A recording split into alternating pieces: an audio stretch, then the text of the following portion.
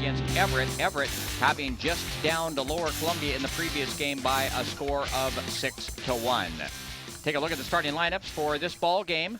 The Yakima Valley Yaks will be the visitors in this ball game. Batting leadoff, playing center field, Casey Bailey.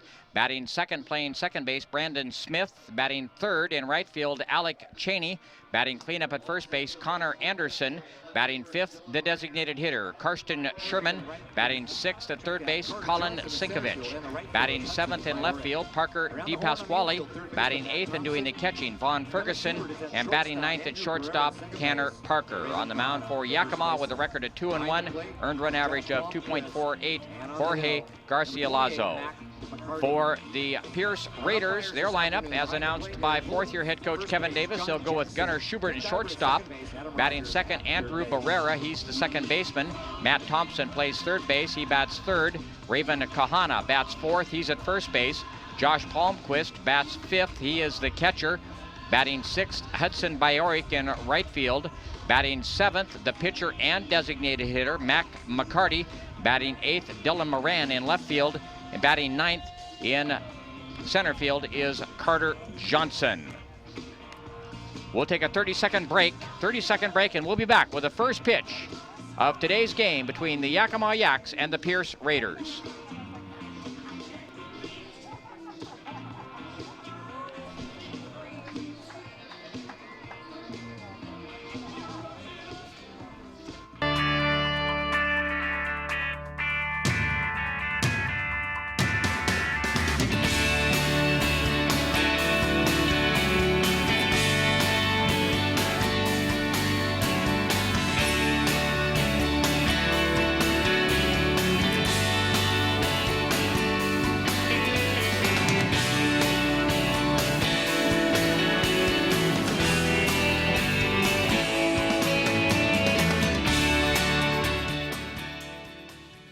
Teams.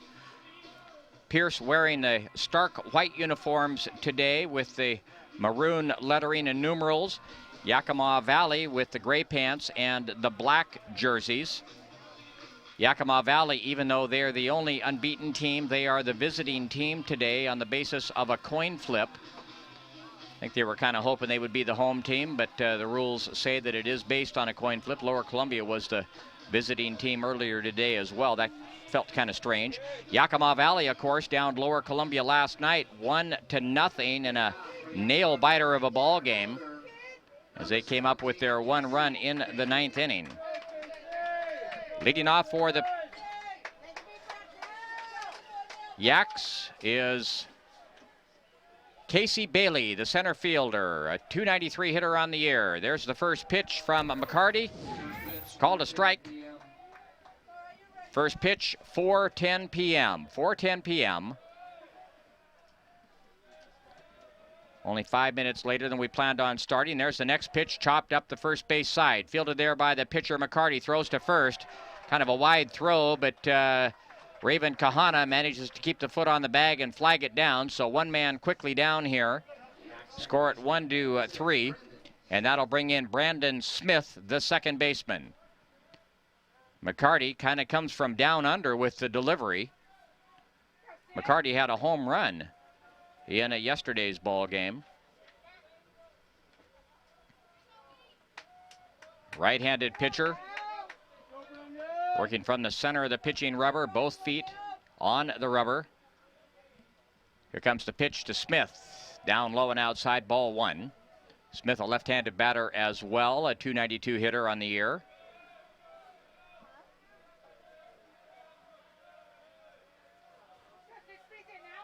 McCarty, ready, here comes the 1-0 pitch. There's a line drive headed into left center field, and it drops in front of the center fielder, Carter Johnson, for a base hit. So Brandon Smith with a one-out single, and that'll bring in Alec Cheney. Cheney, a right-handed batter, hitting .284 on the year with 2 home runs.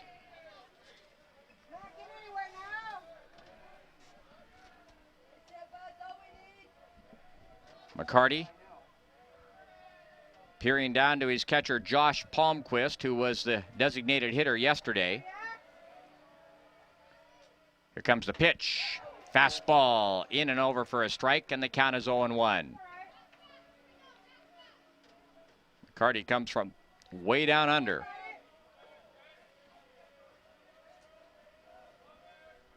Right-hander peers down. Checks the runner, Smith, over at first base. Here comes the 0-1 pitch, curveball. Circles the plate, kicks away off to the left of the plate. However, Palmquist, the catcher, bounces on it quickly. No advance by the runner, Brandon Smith. NWAC Baseball being brought to you by WeatherGuard Commercial and Residential Roofing. Call WeatherGuard for all your roofing needs. McCarty ready. Here comes the 1-1 pitch. Just a little bit high. 2-1 the count. Some of the Pierce fans kind of groaned just a little bit. Thought that was in there. Another outstanding season for Lower Columbia. Certainly not the way they wanted it to end. They'd always loved to play for a championship, but a great season nonetheless. There's the next pitch, chopped up the first base side, just foul. Boy, that actually was very close to being a fair ball. Foul by about a foot. Umpires for today's second ball game, Eric Holden behind the plate, John Jackson down at first base, Ken Diber at second base, and Adam Rogers is over at third base. So a four-man officiating crew here as we get deep into the tournament. 2-2 the count on Alec Cheney.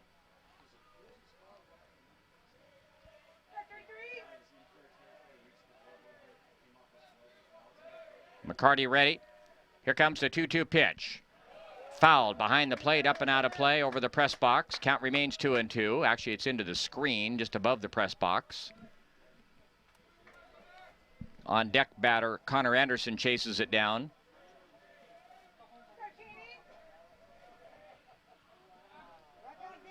Outfield play straight away.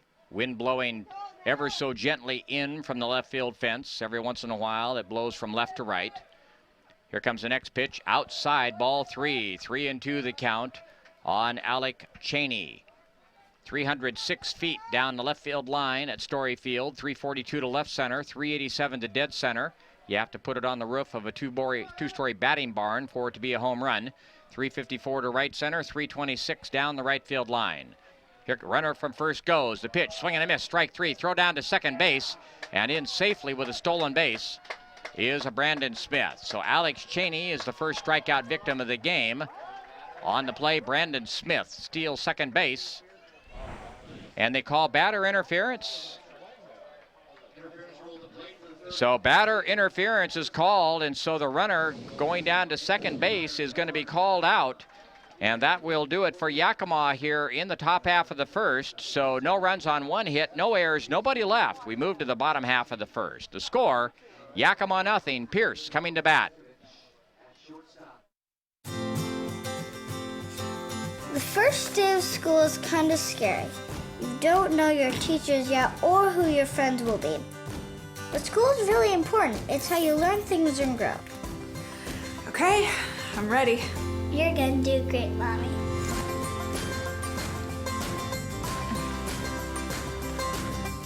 For you, for them, Clark College. Get started today at clark.edu. Home is not a building, and it's not some number on a mailbox. It's a place where we grow and love and learn. At Southern Oregon University, our people, our programs, our place blend together like a family. With over 40 majors, exceptional faculty, and a commitment to inclusion and diversity, once you become a Southern Oregon University Raider, you're home. Prepare for an inspired future at Lynn Benton Community College in Albany, Oregon. You get personalized support, small classes, and you save money. Train for a job, get your bachelor's degree started, or check out the degree partnership program with Oregon State University. Lynn Benton Community College, inspired. Mariners lost their third in a row to the Minnesota Twins today. My goodness, could you believe the base running in the last inning of last night's ball game? My goodness gracious. You're going to be glad to get Cattell Marte and Leonis Martin back. Get some speed up at the top of the lineup for sure. Jorge Garcia-Lazo on the mound for the Yakima Yaks with a 2-1 record, 2.48 earned run average. He'll face Gunnar Schubert, Andrew Barrera, and Matt Thompson. There's the first pitch in there for a called strike. 0-1 the count on Gunnar Schubert. Schubert going to play baseball next year at Gonzaga. 370 hitter on the year with 2 home runs. Yakima outfield straight away. Here comes the 0-1 pitch. Popped up down the right field line. Connor Anderson giving chase, and he was the closest to it. He couldn't quite run it down. That's a long, lanky young man, 6'4". He's all legs.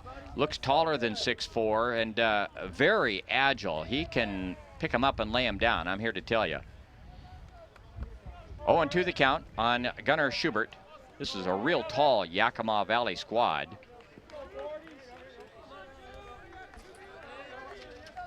He's 6'4", he looks taller. Karsten Sherman, the DH, is 6'7". We got several players in the 6'3" to 6'4" range. There's the next pitch, fouled up and out of play off to the right. Count remains 0-2. Jorge Garcia-Lazo, spells his last name Garcilazo. Here comes the 0-2 pitch. There's a ball hit by the mound, headed towards center field, into center field for a base hit. So good 2-strike hitting on the part of Gunnar Schubert. He's aboard. And Andrew Barrera will step in. Olympic College is nationally recognized by the Aspen Institute as one of the top 10 community colleges in the nation because their programs help students earn good-paying jobs. Get busy learning at olympic.edu. Barrera steps in. Schubert gets his lead over at first. Here's the pitch, down low, stopped there by the catcher, Vaughn Ferguson, who kept the ball at his feet. 1-0 the count on Barrera, 315 hitter on the year.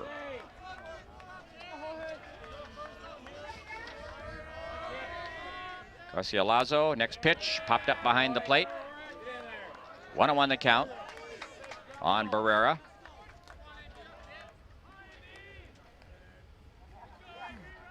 Barrera out of Kent. Played some pretty solid second base. There's a very soft toss over to first base. Schubert gets back easily. Left fielder Parker DePasquale moves a few steps to his left. Runner from first goes. There's a ball hit into left field for a base hit. Hit on the ground by Barrera between the 5 and 6 holes. So the first 2 batters are aboard here for the Pierce Raiders. And that'll bring in Matt Thompson. Thompson playing third base today. Has been catching throughout the tournament and solid catcher.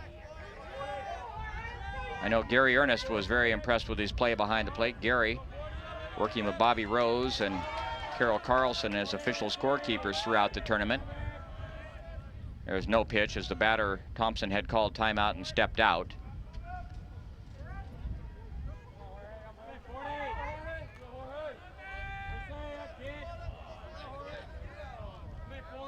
Garcia-Lazo looks down to his catcher Ferguson, has the signing once. Here comes the pitch. Poured in there for a called strike, and the count is 0-1 on Matt Thompson. Raven Kahana is on deck for the Pierce Raiders.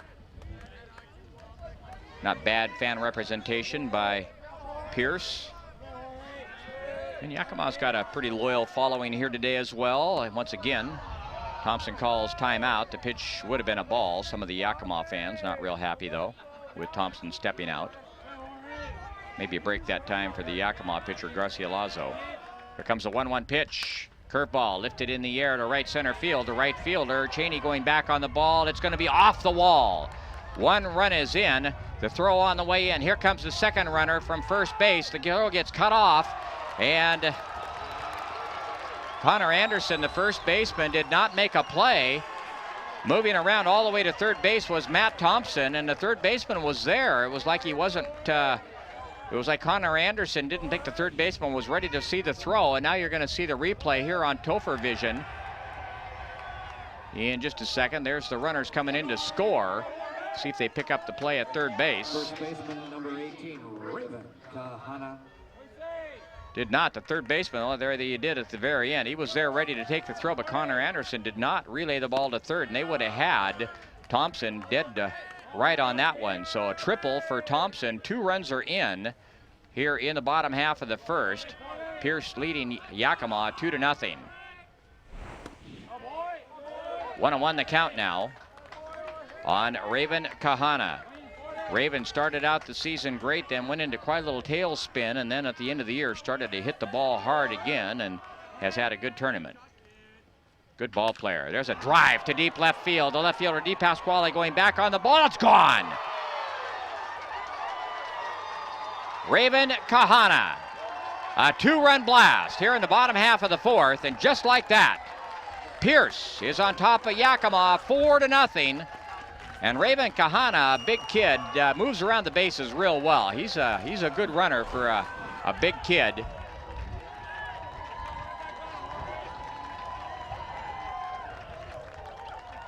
So the first 4 batters get aboard, and Pierce leads it 4-0 here in the early going. And in steps Josh Palmquist. There's the pitch to Josh. Catches the outside edge for a called strike, and the count is 0-1. So a rocky start for Jorge Garcilaso. Here comes the 0-1 pitch. Curveball hit on the ground and through into left field. A base hit for Josh Palmquist. So 5 straight hits for the Pierce Raiders to begin play here in the bottom of the first. And we have a right-hander throwing in the bullpen for Yakima. Right fielder, number 27, Hudson Biorik. Hudson Biorik will step in, a .252 hitter on the year with 2 home runs. A right-handed batter. Here comes the pitch, down low. Good stop that time by Vaughn Ferguson, the catcher. Hudson Biorik out of Auburn. 1-0 the count. We're going to get a visit to the mound, and we'll see if Yakima head coach Kyle Crustangel has a hook with him. 2016 season right here at Story. Guessing they'll probably stay with him a little bit longer here. 30 games here at home this summer. Find out more at CalixBlackBears.com. The Black Bears part of the WCL. Black Bears run the They will. here. You might see the smoke coming down there. The burgers are cooking up down in the left Coach field Crustangel's corner. on his way back to the dugout. Visit the concession stand. Full ballpark menu here managed by the Calix Black Bears. Biorik, a freshman out of Auburn Mountain View. Boy, they were a good ball club last year. Got a chance to see them when I went up to cover the Kelso West Central District games up at Auburn Mountain View High School. They were hosting. Solid baseball team. Speaking of Kelso, they sure had a good year this year. 1-0 pitch, curveball inside, a snap throw down to first base, and diving back in ahead of the throw was Josh Palmquist. 2-0 the count on Hudson Biorik. Garcilaso looks down to his catcher, has the sign he wants. Here comes the 2-0 pitch. There's a drive to deep left field. Left fielder Di Pasquale goes back and makes the catch right in front of the warning track. So 1 man down here.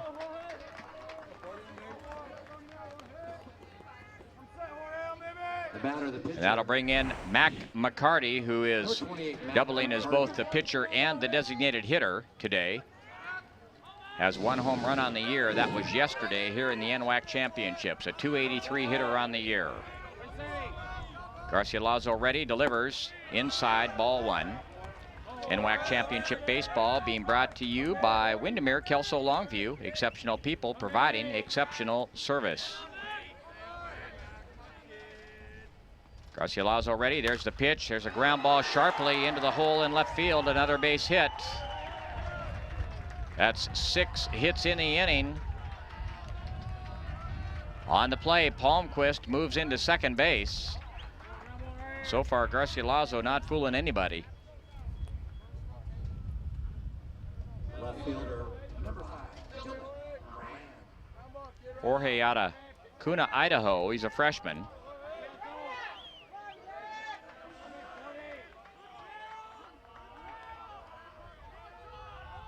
Sometimes happens to the best of pitchers, let me tell you. There's the first pitch, a curveball in for a called strike to Dylan Moran, the number 8 hitter in the lineup.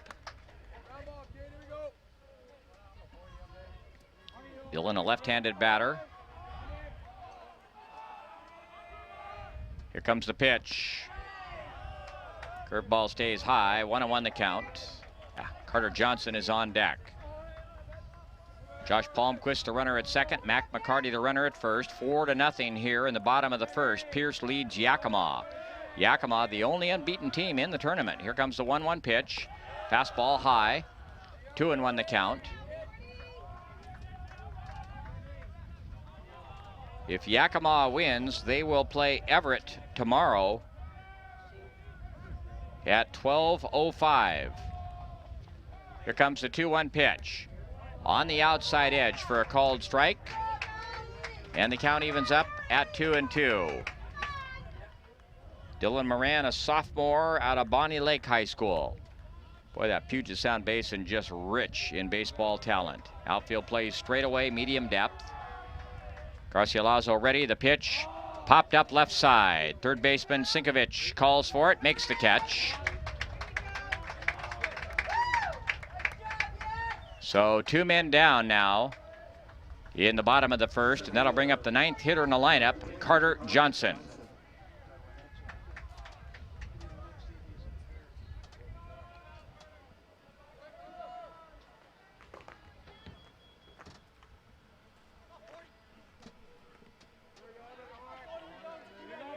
Johnson gets in. Garcilaso ready. Here comes the pitch. Curveball down low and away. There's a snap throw down to second base. It kicks off the shortstop trying to cover the throw. The runner from second gets up, heads on into third. And it hits him and bounces over toward the dugout. But backing up nicely was Garcilaso. Kind of an errant throw by Vaughn Ferguson. Second baseman had to go to the shortstop side of the bag to try to get it. Couldn't do so. The ball kicked off into center field. Casey Bailey backing up, rifled it in to try to get the runner on the way to third. So runners on second and third now. Palmquist, the runner at third. McCarty, the runner at second. As Pierce looks to add on. 1-0 the count. There's the pitch. Line drive headed into right field. It's going to get down. It's going to go all the way to the wall. 1 run in. Here comes the second run. Rounding second base and going to hold up there at second base is Carter Johnson. So Palmquist scores from third. McCarty scores from second. And Johnson is in aboard with a double. And with that, Pierce now leads it 6-0 here in the early going.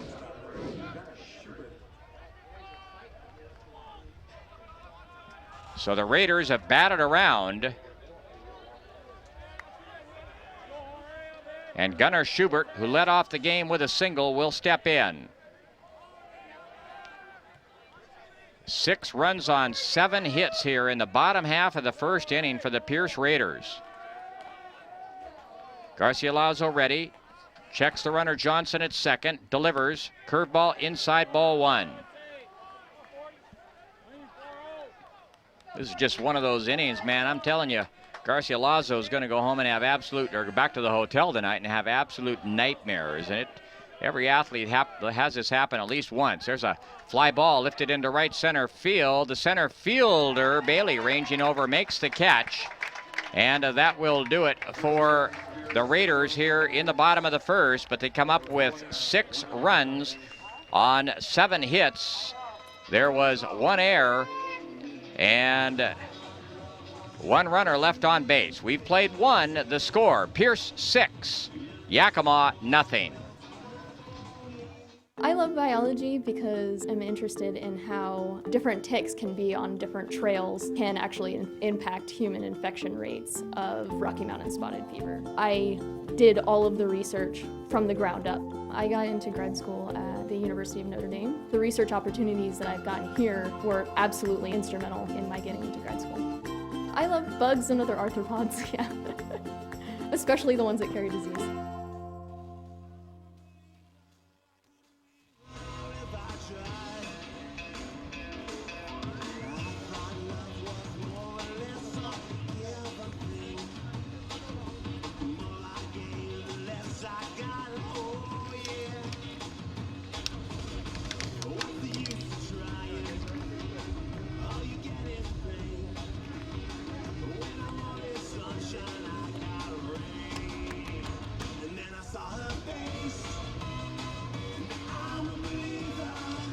Centralia College is your college for associate degrees, bachelor's degrees, and job training. Apply now to get a jump on classes and financial aid. Application is easy and free. You belong at Centralia College. Visit www.centralia.edu for details. Well, Mac McCarty's job now with a 6-run lead is to just go out there and throw strikes. Don't beat yourself. He'll face the numbers 4, 5, and 6 hitters in the lineup for the Yakima Yaks. Connor Anderson, Karsten Sherman, and Colin Sinkovich. The first pitch to the big man, Colin Anderson, down low, and the count is 1 ball. Still can't believe that kid's only 6'4".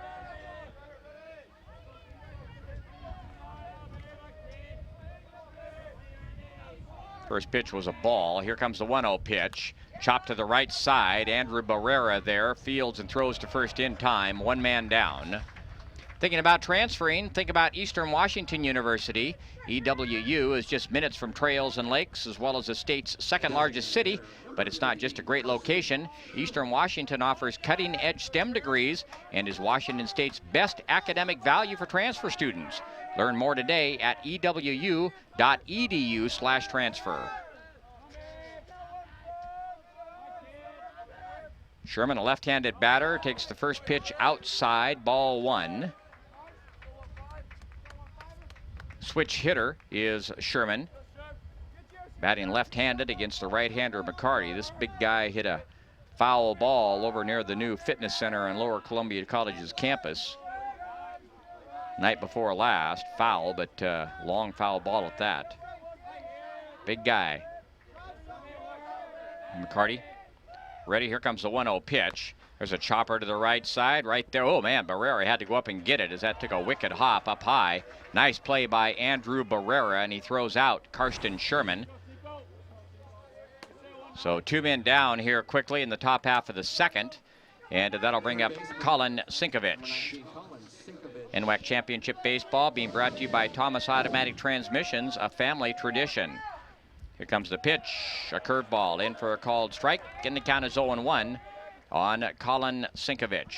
Hit 277 on the year, did Colin.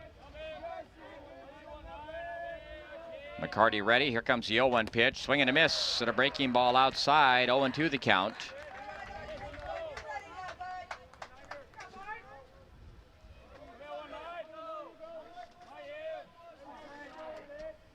McCarty ready. Here comes the 0-2 pitch. Swing and a miss, strike 3, and a breaking ball outside, and that'll do it for Yakima here in the top of the 2nd. No runs on no hits. No Pierce errors. Nobody left. We move to the bottom half of the 2nd. The score, Pierce 6, Yakima nothing.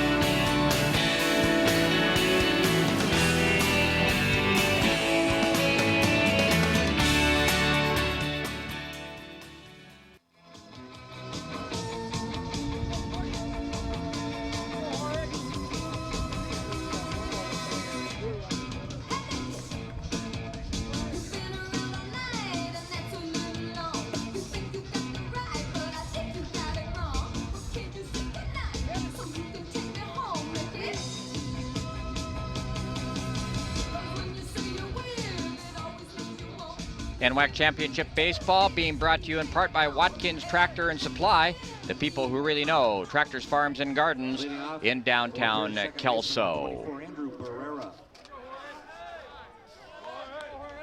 Jorge Garcia-Lazo comes out for his 2nd inning, and he'll face Andrew Barrera, the number 2 hitter in the lineup. Pierce batted around in the 1st inning. First pitch down low to Andrew Barrera. Count is 1 ball. Barrera singled, part of that barrage in the 1st inning of 7 hits off the bats of the Raiders. There's the next pitch, right on the outside edge for a called strike, and the count is 1-1. Good pitch by Jorge Garcia-Lazo. Outfield straightaway. Garcilaso ready. There's the next pitch. Check swing at a breaking ball down low in the zone. 2-1 the count. Wind has kind of died down, and much like the weatherman predicted, the skies have kind of cleared here this afternoon. Just kind of scattered clouds. There's the next pitch. Down low, kicks away from the catcher, Vaughn Ferguson. And the count is 3-1 to Andrew Barrera.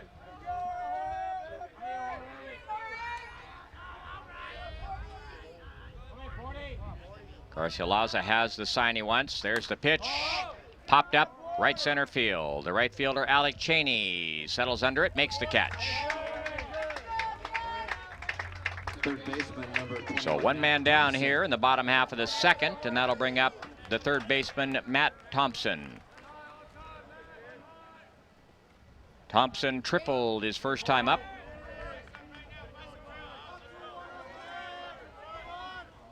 Here comes the pitch.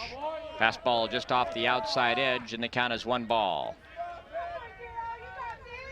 Second baseman Brandon Smith back on the cut of the outfield grass. Here comes the 1-0 pitch.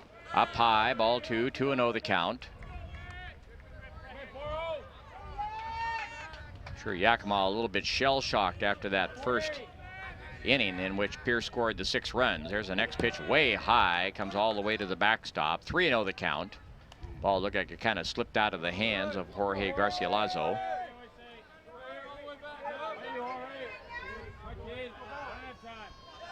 Comes a pitch. In there for a called strike, and the count is 3-1. 3-1 on Matt Thompson. Next pitch, down low, ball 4, so a 1-out walk to Matt Thompson. And Raven Kahana, who hit a blast out of the ballpark into the left field bullpen. His first time up, steps in.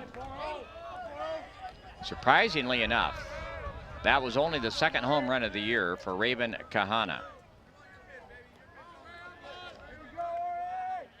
He's done a lot of damage to Lower Columbia over the last couple of years, I'll tell you that. The first pitch, swing and a miss. Had a pitch down and away. Raven chased one out of the strike zone there. 0-1 the count. Raven out of Hawaii. A lot of Hawaiian ball players in the ranks of the NWAC teams. Here comes the pitch. Right on the inside edge. That was an off-speed pitch. Good pitch that time by Jorge Garcilaso. And the count is 0-2 on Raven Kahana. Garcilaso checks the runner over at first. The 0-2 pitch fouled back behind the plate. The count remains 0-2 on the Raider first baseman.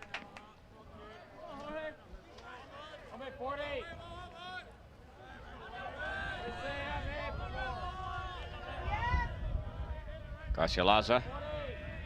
Whoop, soft toss, very soft toss over to first base. Raven Kahana listed at 5'10".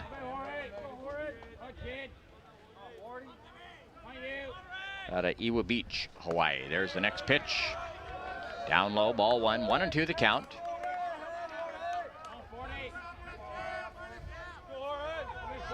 Temperatures approaching the upper 60s here in Longview now, and a lot of people running around just in t-shirts.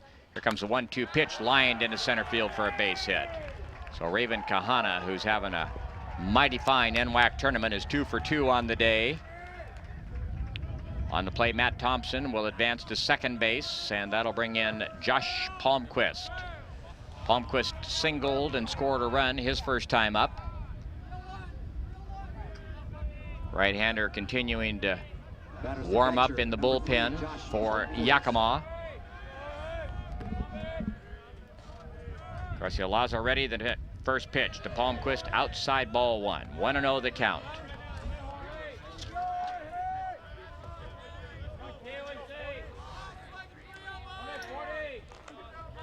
Jorge ready. The 1-0 pitch. Curveball drops in nicely for a called strike, and the count evens up at 1-1. Kirkpatrick Family Care, another fine sponsor of NWAC Championship Baseball. Open 365 days to meet all your medical needs. The 1-1 pitch.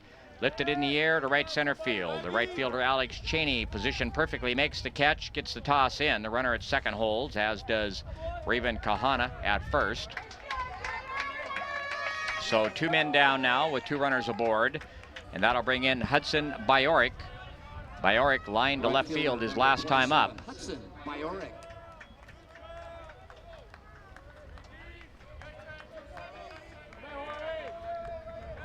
Hudson, right-handed batter, list him at 6'3". There's the pitch. A little bit high, ball 1. 1-0 the count.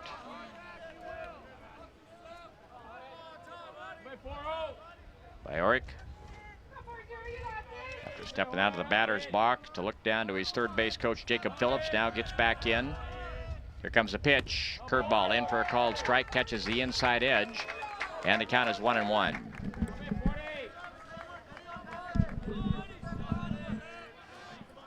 Wind has pretty much died down here, at least for the moment, at Story Field. Here comes the 1-1 pitch. Curveball drops in nicely for a called strike, and the count is 1-2.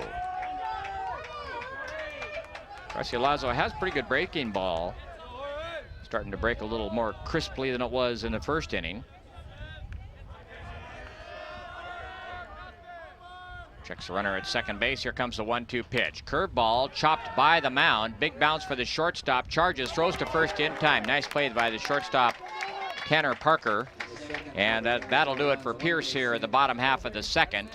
No runs on 1 hit, no errors, 2 runners left. We've played 2 complete. The score, Pierce 6, Yakima nothing. LCC has definitely prepared me to transfer to Oregon State because it's helped me with my study skills. I'm a much harder worker than I was in high school. I had a great support base by the staff, and I've made some great friends that I think I'll carry on with my life. I've definitely loved my classes. I've learned a lot. It's been a healthy environment. Don't be afraid to branch out. The people here are awesome. I'm going to be in it for a while, but down the road I'll be finishing up and be ready to join the workforce.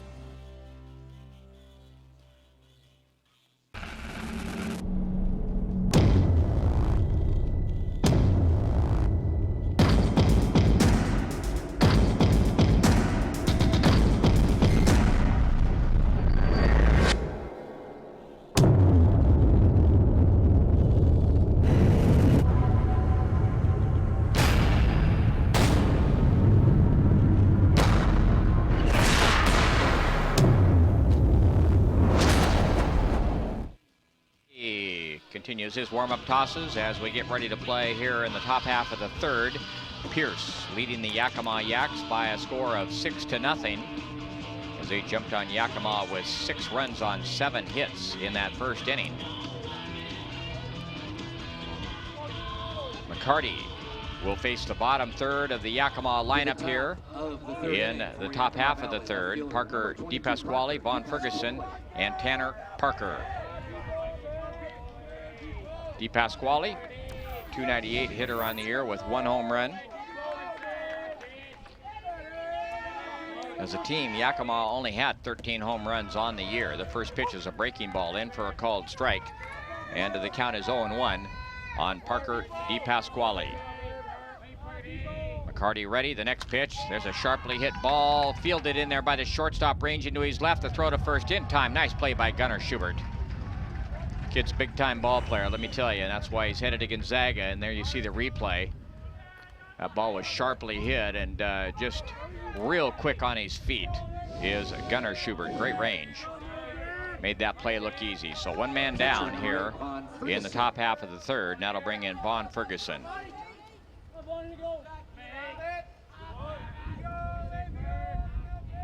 McCarty ready, the pitch. In there for a called strike, and the count is 0-1. That was a fastball.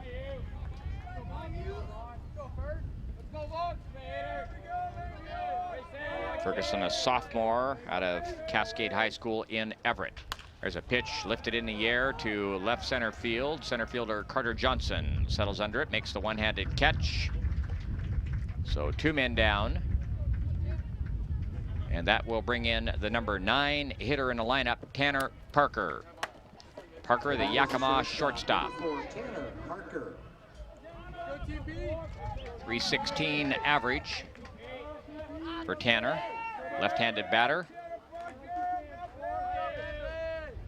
McCarty ready. Here comes the pitch. Chopped foul behind the plate. Counts 1 strike.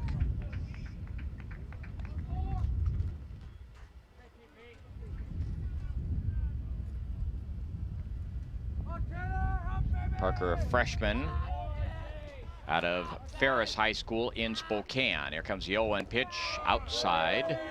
1-1 to count.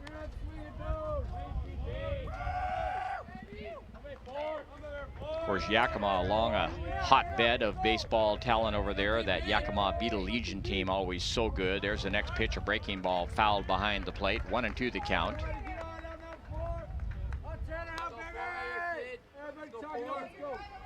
Every year, one of the best American Legion baseball teams in the Pacific Northwest, and they've made a trip or two to the World Series.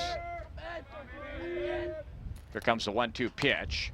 Popped up behind the plate. The catcher, Palmquist, has a look, but it comes back out of play. 1-2 the count.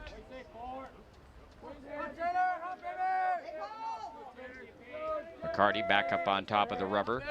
Here comes the 1-2 pitch. Chopped. Snared by the pitcher, McCarty, who kept it from perhaps headed into center field. Nice play by Mac McCarty to rob Tanner Parker of a potential base hit. And that'll do it for Yakima here in the top of the third. No runs on no hits, no errors, nobody left. We move to the bottom of the third. The score, Pierce 6, Yakima nothing. David Sharp.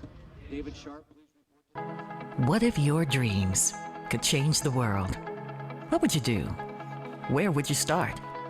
Southern Oregon University is a place where anyone, everyone, can realize that dream. With over 40 majors, our accelerated degree programs, online and night schedules make sure your everyday life doesn't get in the way of your real life. Southern Oregon University. Learn. Dream. Company retreat with Chief Football Officer Russell Wilson. Some of you may be wondering why we're wood carving. What are we learning from this? Details. Small details. Like this right here. Not bad. Now, Captain Bob knows about the details. Style, comfort, And power. power. Yep. It's for you. Giving you our best never stops. Thank you for flying Alaska. Jorge Garcialazo continues to work for Yakima. He'll face Mac McCarty, Dylan Moran, and Carter Johnson here in the bottom of the third. There's a bunt attempt. Foul ball off the bat of Mac McCarty. McCarty singled and scored a run in the first. NWAC Championship Baseball being brought to you in part by Cowlitz County Title, your hometown team with a powerful home field advantage. Garcialazo ready. Here comes the 0-1 pitch. Lifted in the air to deep left center field. Bailey going back on the ball, back on it, and makes the catch as he runs into the wall out in deep left center field, just to the left of the 387 marker. Nice running catch by Casey Bailey. McCarty gave it a ride. Had he hit it a little bit to the left, probably would have gone out of here. So a long out off the bat of McCarty, and that'll bring in Dylan Moran.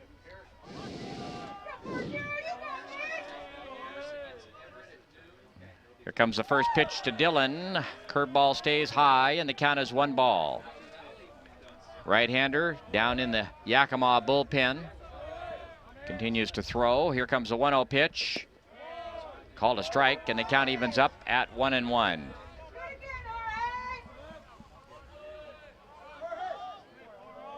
Garcialazo nods in agreement with Vaughn Ferguson, his catcher. The 1-1 pitch inside. Moran had to skip back away from it. And the count is 2-1.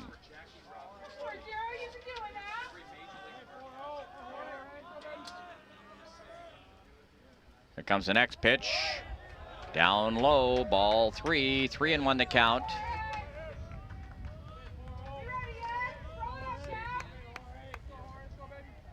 After this ball game is complete, we'll pick up the NBA East Finals. Game number 7. Here's ball 4 to Dylan Moran.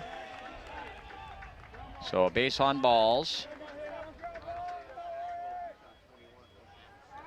Second walk given up by Garcialazo. Number 23, Carter Johnson. That'll bring in the number 9 hitter in the lineup, Carter Johnson. Johnson doubled back in the first inning. Here comes the pitch. He bunts it. Foul behind the plate. Comes back into the screen.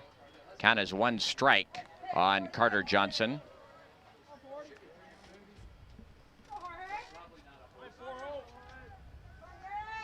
Johnson, a sophomore out of Kentridge High School in Kent. And they got a lot of high schools up there now. There's a toss over to first base. Getting back in standing is Dylan Moran.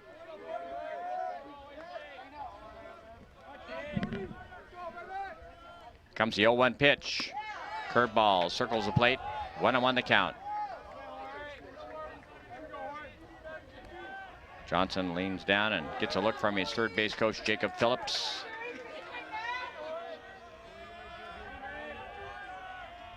Runner from first goes. There's a pitch lifted in the air down the right field line. Gonna hook foul. Okay, hit the top of the fence and kicked back into the field of play. Retrieved down there by one of the Yakima players down in the bullpen. So the count now 1-2 on Carter Johnson. Gunnar Schubert, the leadoff hitter, is on deck. There's a toss over to first base. Diving back easily is Dylan Moran.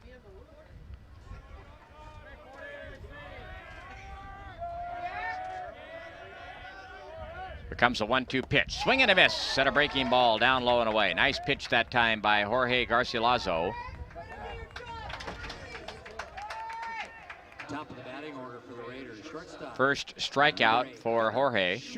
And we go back to the top of the order for Gunnar Schubert.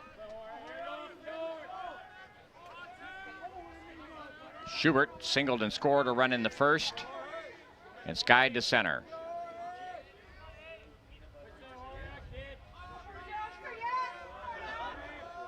There's a toss over to first, and man alive, good thing Connor Anderson's got long arms because that was a wild throw. Connor Anderson, just a good-looking athlete over there at first. Here comes the pitch, down low.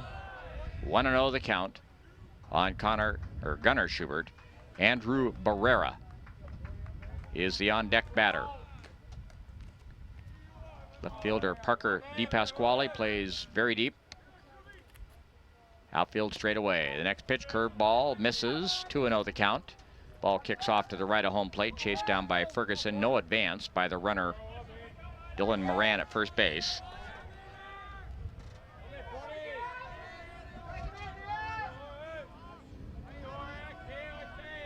Garcilaso ready, the 2-0 pitch. Called a strike, right at the knees on the outside edge. 2-1 the count.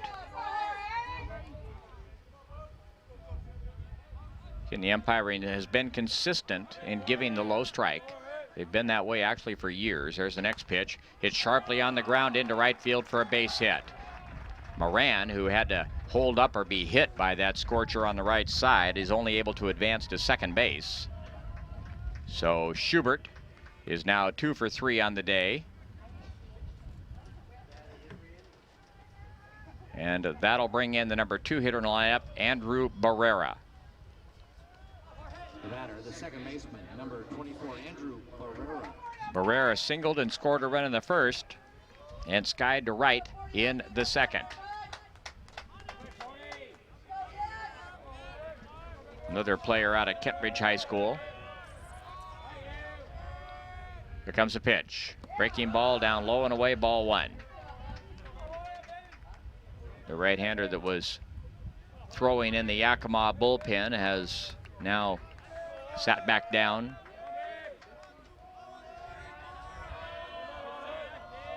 Here comes the 1-0 pitch. In there for a called strike, and the count evens up at 1-1.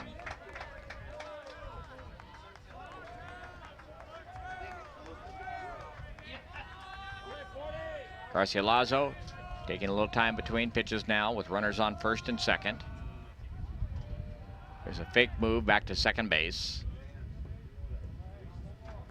Dylan Moran, the runner at second. Gunnar Schubert, the runner at first. Good speed on the bases with 2 men down.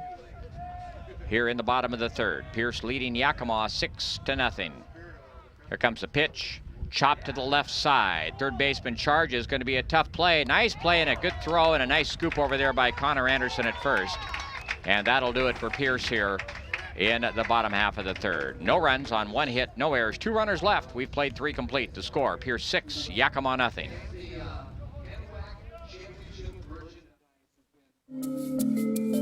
Soldiers in the Guard's intelligence field gather information on the enemy using a variety of tactics. Scanning foreign communications, conducting interrogations, and debriefing friendly contacts, all while delivering and coordinating data to help allies on the battlefield or stop civil emergencies. The enemy can't hide from Guard intelligence.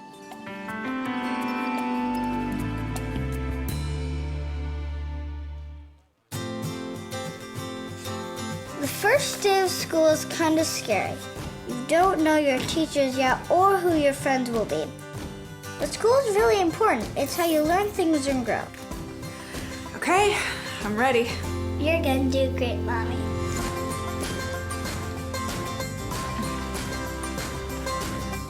For you. For them. Clark College. Get started today at clark.edu. We move to the top half of the 4th inning.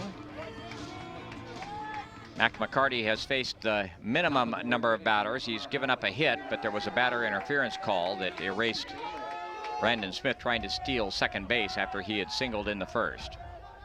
Casey Bailey leads it off. He's the number 1 hitter in the lineup for Yakima, a left-handed batter. Here comes McCarty's first pitch inside, and the count is 1 ball. Bailey, a sophomore out of Mount Tahoma High School.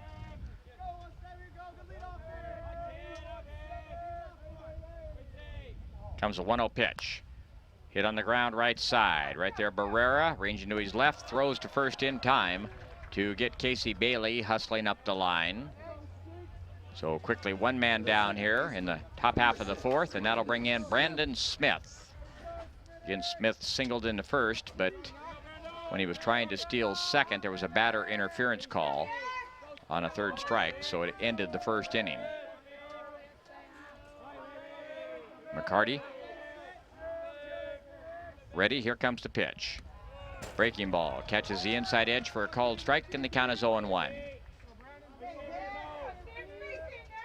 Sterling Honda, another fine sponsor of NWAC Championship Baseball. Sterling Honda, where buying a car does not get any easier. Here comes the 0-1 pitch. Hit on the ground left side. Gunnar Schubert, the shortstop. Fields throws to first in time. 2 men down, scored 6-3. That'll bring up the number 3 hitter in the lineup, Alec Cheney. Right fielder number 33, Alec Cheney. Cheney, right-handed batter. Out of Skyview High School in Vancouver. Here comes the pitch. Curveball in for a called strike, and the count is 0-1.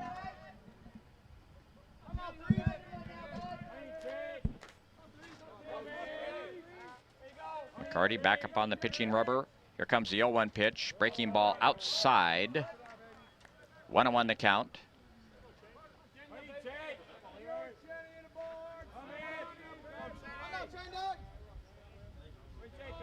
Outfield straight away. Wind starting to pick up a little bit, blowing left to right. Here comes the 1-1 pitch. Down low, ball 2. 2-1 the count.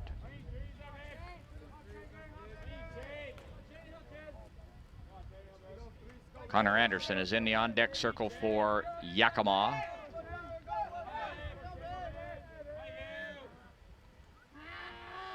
Carty shakes off a couple of signs. Now he's ready. Here comes the 2-1 pitch. Outside ball 3. 3-1 the count.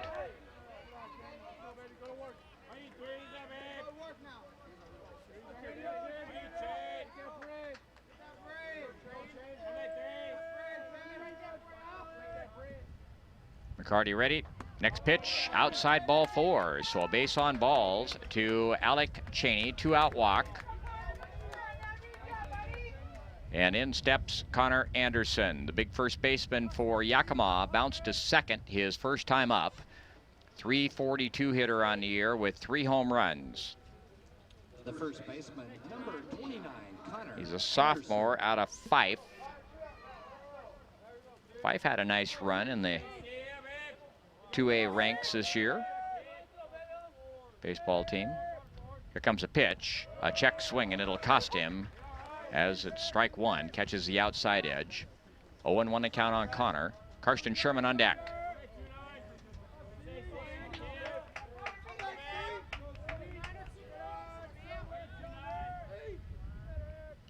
Comes the 0-1 pitch.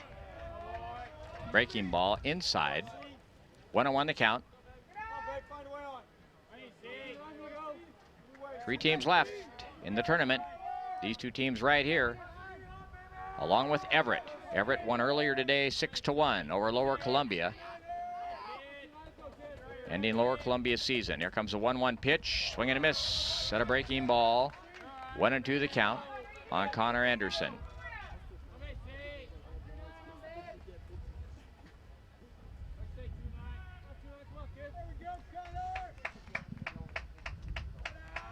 Red Devils finished their season 35-14. And they've got a good group of players coming back next year. McCarty nods, has the signing once. Here comes the 1-2 pitch. Down low, ball 3. He wanted that one, and some of the Pierce fans wanted that one. You could hear him groan just a little bit.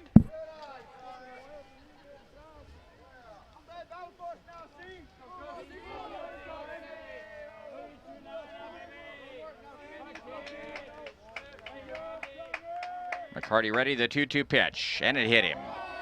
Hit him on the left hip. Breaking ball that didn't break as McCarty had planned, so a 2-out walk followed by a hit batter.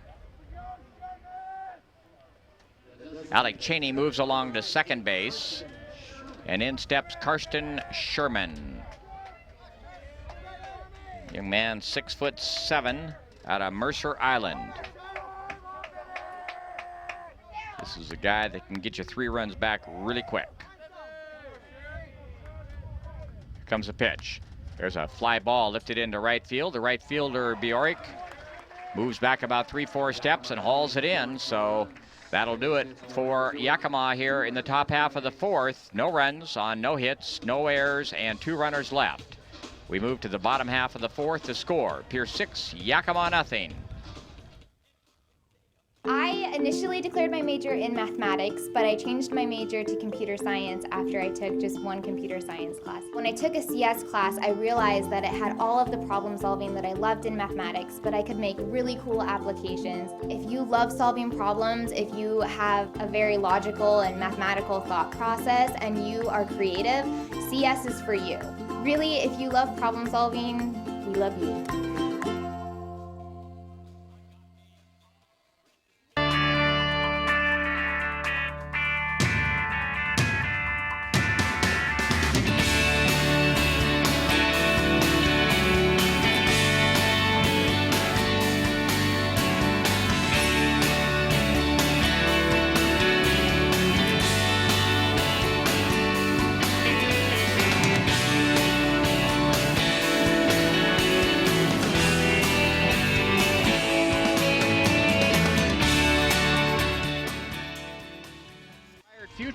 Lynn Benton Community College in Albany, Oregon. You get personalized support, small classes, and you save money. Train for a job, get your bachelor's degree started, or check out the degree partnership program with Oregon State University. Lynn Benton Community College, inspired. Ready to begin play here in the bottom half of the 4th inning. After we got a new pitcher. We have a new pitcher for Yakima. Josh Foster is the new pitcher for Yakima, and we'll pick up his line on the season for you here in just a second. So Jorge Garcia-Lazo's work is done for the day as he goes 3 innings, giving up 6 runs on 9 hits, all 6 runs in the 1st inning. First pitch by Foster to Matt Thompson is in for a called strike, and the count is 0-1. Foster with just a little bit of a ponytail hanging out the back of his hat. He is a right-hander. Here comes the pitch. Down low, ball 1. 1-1 the count. Foster on the year appeared in 9 games. No record, 4.35 earned run average. Here comes the 1-1 pitch. Breaking ball down low in the dirt. Good stop by Vaughn Ferguson. The umpire is going to throw out a new baseball. Foster is a freshman out of West Valley of Spokane. Here comes a 2-1 pitch to Matt Thompson. Check swing. It'll cost him a strike as it catches the outside edge. And the count now 2-2.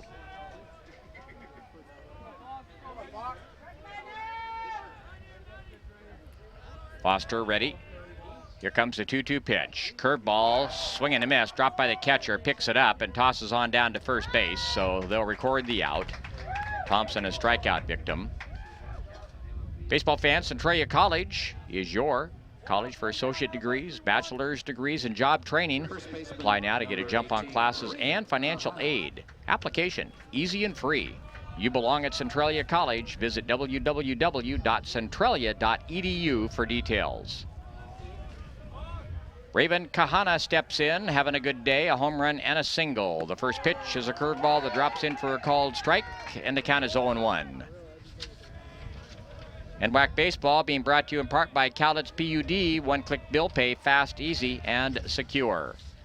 Here comes the 0-1 pitch, breaking ball down low and away, and the count evens up at 1-1. Left fielder Parker DePasquale is just about as deep as you can go. Here comes the 1-1 pitch, fouled up and out of play off to the right of home plate. Count 1 ball, 2 strikes now on Raven Kahana. Josh Palmquist on deck for the Raiders. Got to compliment Jorge Garcilazo. Kept his composure real well in a real rocky first inning. There's a swing and a miss at a breaking ball, strike 3. So 2 strikeouts now for Josh Foster. And with 2 men down, that'll bring in Josh Palmquist. Anyway, Garcilazo kept his composure and got through the next 2 innings without any more runs being scored. There's the first pitch chopped by the mound. Shortstop Parker ranges in behind the bag, throws high to first, but pulled out of the air by the first baseman Connor Anderson. Nice play that time by Tanner Parker. So Palmquist out 6-3, and that'll do it for Pierce here in the bottom half of the 4th. No runs on no hits, no errors, nobody left. We've gone 4 complete to score. Pierce 6, Yakima nothing.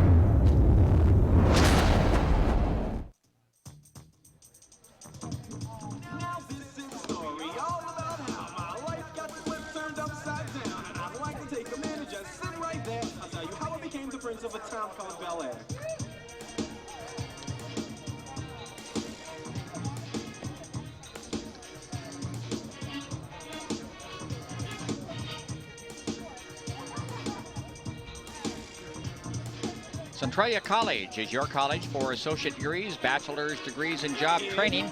Apply now to get a jump on classes and financial aid. Application is easy and free. You belong at Centralia College. Visit www.centralia.edu for details. Mac McCarty continues to work for the Pierce Raiders.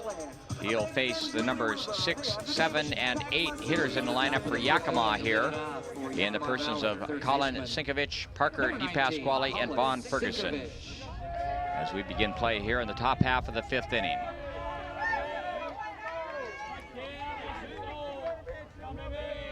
Here comes the first pitch, a check swing, a little bit inside, and the count is ball 1 to Colin Sinkovich.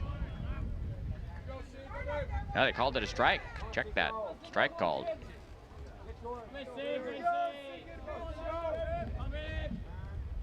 Comes the 0-1 pitch. Check swing at a breaking ball.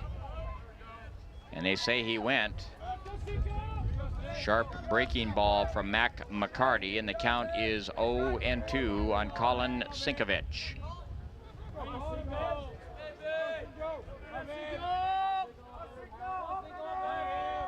McCarty back up on top. Comes the 0-2 pitch. Curveball outside, ball 1. 1-2 the count. Thought he could get Sinkovich to chase it outside.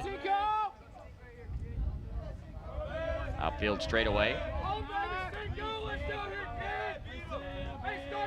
Here comes the 1-2 pitch. Breaking ball outside again. 2-2 the count. Play tomorrow, first ball game. First pitch 12:05 tomorrow. If you're in the area, make plans to come on over and support this wonderful community event. Here comes the 2-2 pitch, chopped up the first base side. Raven Kahana fields it just to the right of the first base bag, steps on the bag, and then hands the ball to his pitcher, Mac McCarty, who was coming over to cover. So one man down here in the top half of the 5th, and that'll bring in Parker DePasquale. Parker bounced to shortstop, his first time up. Parker out of Bountiful High School in Salt Lake City. There's the first pitch, in for a called strike, and the count is 0-1.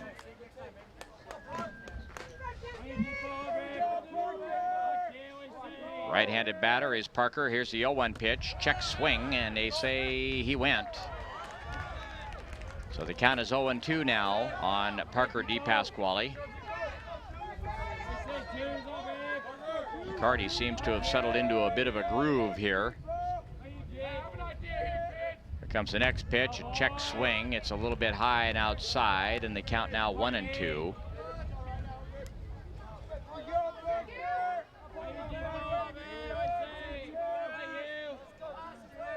Here comes the 1-2 pitch, chopped to the right side. The big hop for the second baseman Barrera, throws to first in time.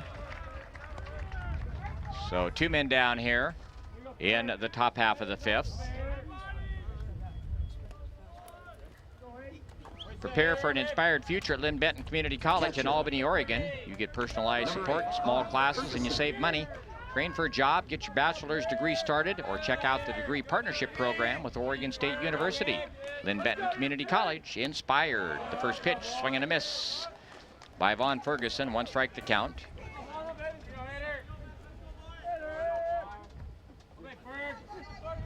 McCarty shakes off one sign.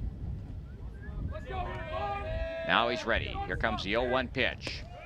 In there for a called strike right at the knees, and the count is 0-2. 0-2 on Vaughn Ferguson. Here comes the 0-2 pitch. Breaking ball outside. Ball 1, 1-2 the count. Josh Palmquist, the catcher, had to flag it down way out to the right of home plate. Here comes the 1-2 pitch. Check swing at a curveball. It's down low, and the count evens up at 2-2. Should Ferguson get aboard, Tanner Parker is in the on-deck circle for the Yakima Yaks.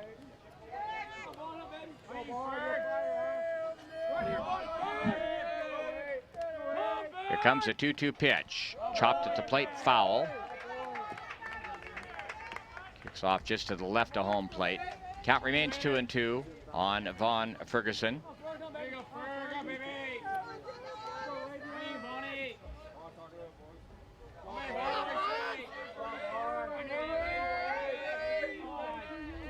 McCarty ready. Here comes the 2-2 pitch. Just did get a piece of it on a pitch low and away. Chopped it behind the plate, so Ferguson has life. Count remains 2-2. Shortstop Gunnar Schubert very deep. Back on the cut of the outfield grass.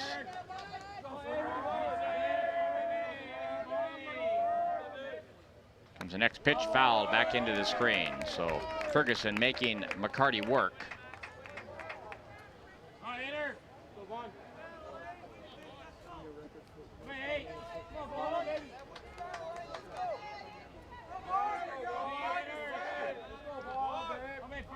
McCarty. Long hesitation, now delivers. There's next. Ooh, overthrew that one. Kind of came a little bit more over the top that time, and boy, that was about 6 feet to the right of home plate. He came down to receive the throw back, he kind of tapped himself on the chest like, hey, my bad, my bad. And it was an ugly pitch. 3-2 the count on Vaughn Ferguson. Here comes the 3-2 pitch. Swing and a miss, and a breaking ball down low and in. McCarty kind of does a spin on the mound out there. He's pretty happy with himself, and that'll do it for Yakima here in the top of the fifth. No runs on, no hits, no errors, nobody left. We move to the bottom half of the fifth. The score, Pierce 6, Yakima nothing.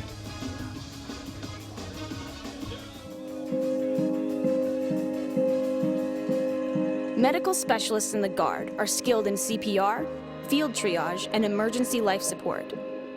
Medics stabilize and evac the wounded during combat, come to the aid of civilians in a disaster, and provide day-to-day outpatient care. Medical specialists are saving lives on and off the battlefield.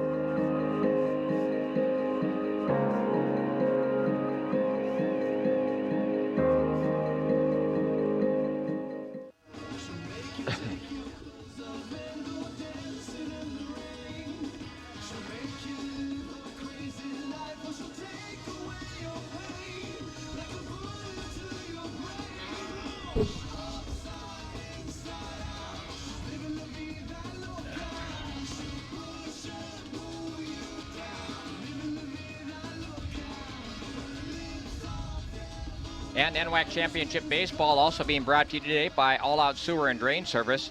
Over 30 years of professionally cleaning out your drains, not your wallet.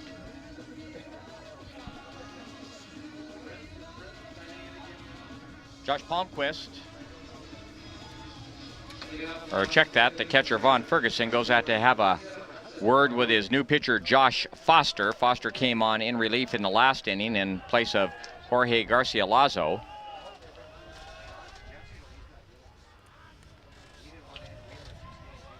Foster recorded a couple of strikeouts. Here's the first pitch to Hudson Bajoric. Swing and a miss, strike one.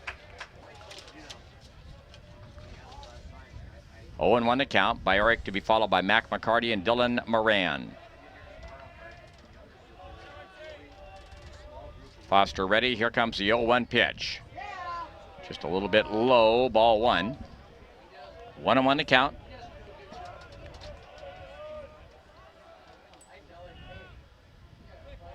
Bajoric, who had stepped out of the batter's box, now gets back in. Here comes the pitch.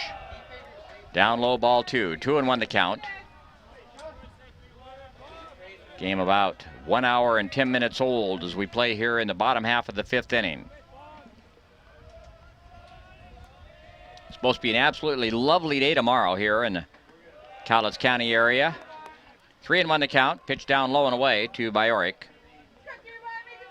If you don't have any plans, why don't you come on over to Story Field on the campus of Lower Columbia College and watch some fine NWAC Championship Baseball.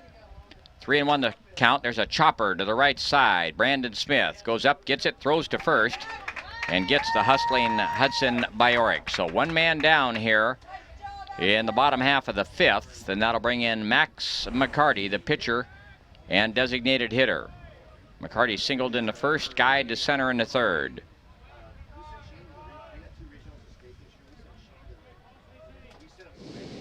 McCarty out of South Kitsap High School up in Port Orchard. Here comes the pitch. Down low. 1-0 the count. South Kitsap has put a lot of kids into the NWAC ranks.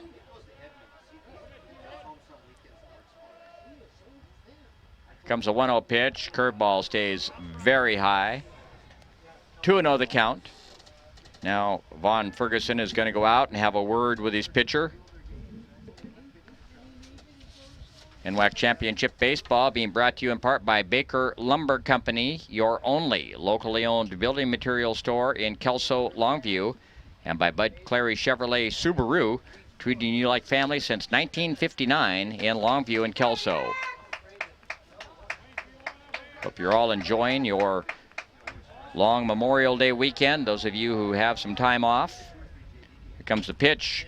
Chopped out to the third baseman. Fielded just in fair territory there. A low throw goes down the first base line. And McCarty is going to go on into second base. So a throwing error going to be on the third baseman, Colin Sinkovich.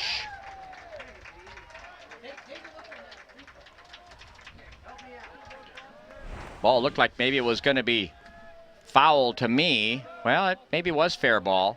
Kind of tough to tell on the replay there, but the throw was to the right of the first base bag, and Connor Anderson, who's got quite a long reach, just couldn't come up with it. So McCarty in at second base on the throwing error on the part of the third baseman, and that'll bring in the number 8 hitter in the lineup, Dylan Moran. Second error on the Yaks in this ball game. The first pitch to Moran is outside ball 1. 1-0 the count.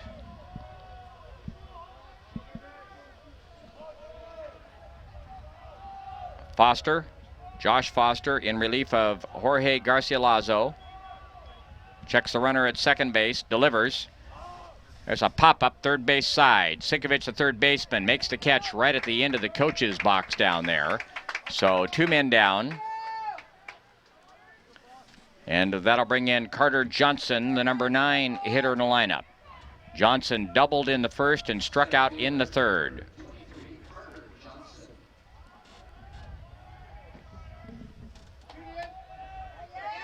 Carter, a sophomore out of Kentridge High School. Here comes the pitch. Curveball drops in for a called strike, and the count is 0-1.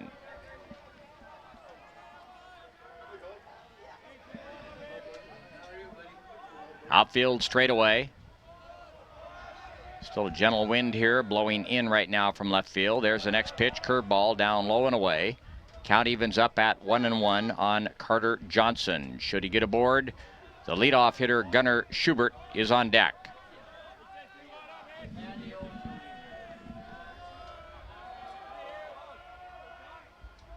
Here comes the 1-1 pitch. Fastball inside, 2-1 the count.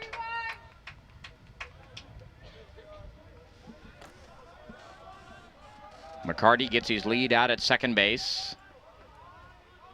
Being held out there by the shortstop Tanner Parker. Here comes the pitch. Curveball drops in nicely for a called strike, and the count evens up at 2-2. Josh Foster's looked pretty good since he came on in relief of Jorge Garcilaso. Pretty good fastball, pretty good breaking ball. Here comes a 2-2 pitch. Curveball chopped up the third base line. Kicks foul. Took kind of a wicked hop to the left. Count remains 2-2 on Carter Johnson.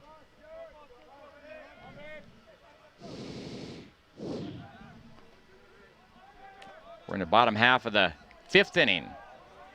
6-0. Pierce leads Yakima. Yakima came into the game as the only unbeaten team in the tournament. Here's the 2-2 pitch, chopped to the right side. Big hop there for the second baseman, Brandon Smith, who throws him out. And that'll do it for Pierce here in the bottom half of the 5th. No runs on no hits, 1 error, 1 man left. We've played 5 complete. The score, Pierce 6, Yakima nothing.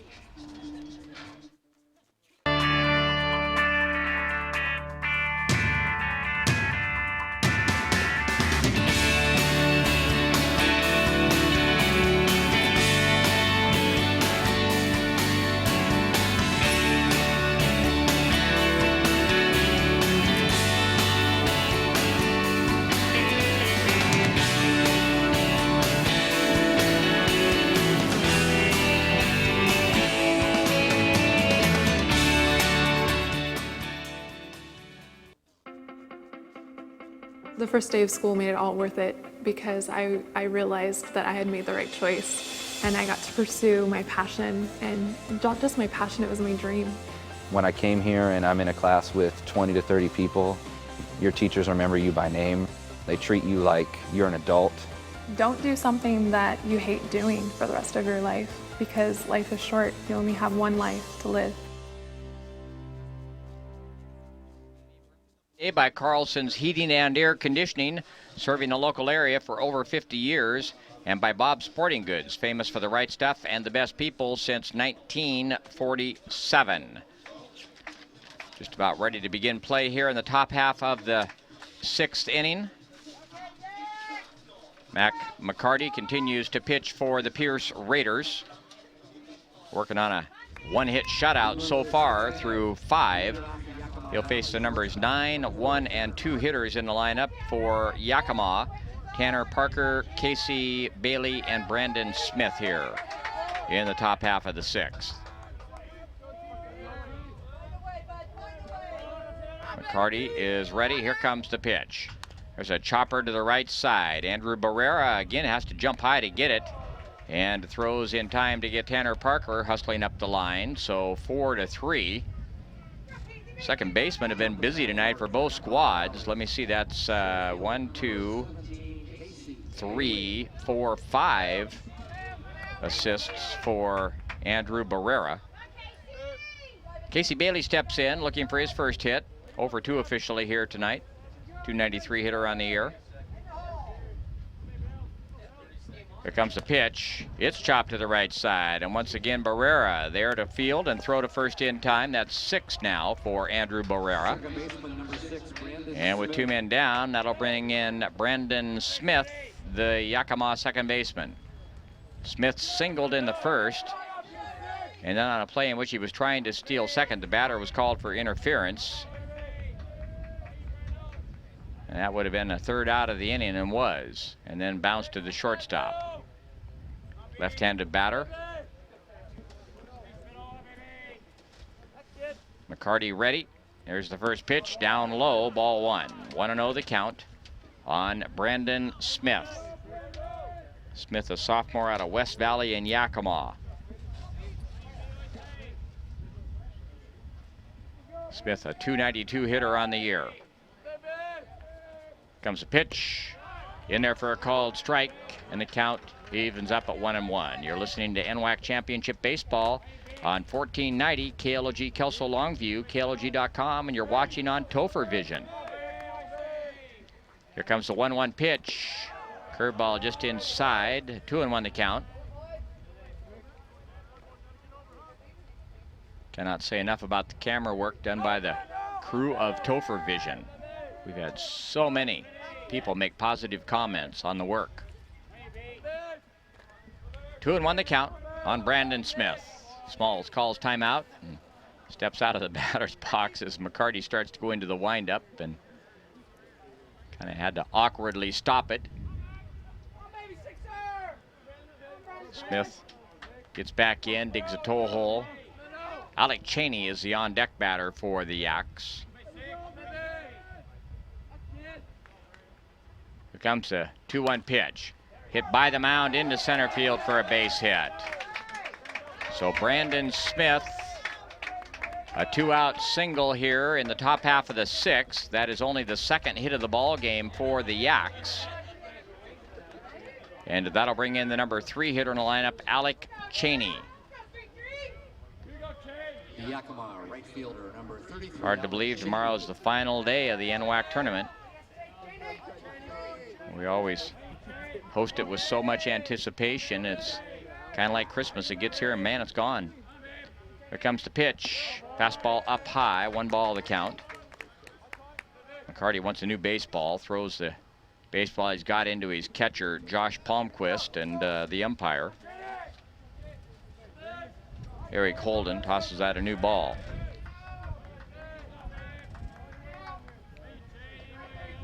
McCarty has the sign he wants. Here comes the 1-0 pitch. A check swing, it'll cost him. It's in on the inside corner for a called strike, and the count evens up at 1-1.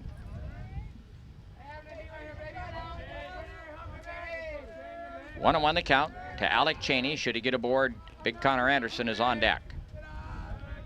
There's a fake move to first base by McCarty.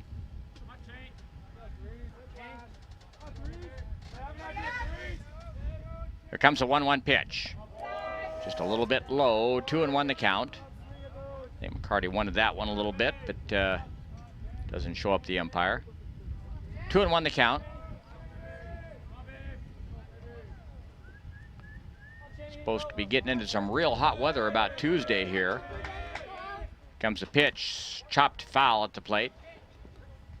I think I heard the projected daytime high on Tuesday to be somewhere around 88, 89 degrees.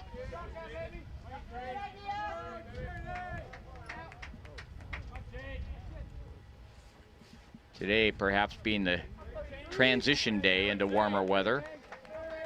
Again, had just a little bit of a rain shower early this morning. At least we did out west of town. I live out west of Longview. 2-2 the count. Here comes the pitch. Fouled at the plate. Fouled at the plate. And that went off, I think, the umpire's perhaps ankle or leg, and even though he's got the shin guards, yeah, he appears to be okay. Tell you what, though, the catcher Josh Palmquist was certainly checking on Eric Holden, the home plate umpire, to make sure he was okay. Catcher and the umpires always look after each other. Count remains 2-2 on Alec Cheney. Right-handed batter. There comes the next pitch. Chopped third base side, through into left field for a base hit. So 2 hits in a row here for Yakima in the top half of the 6th inning. That's the most activity they've had, and in comes the number 4 hitter in the lineup, Connor Anderson. Connor bounced to second his first time up and was hit by a pitch his second time up. Long, lanky, right-handed batter. First baseman number 29. 3 home runs on the year. Anderson.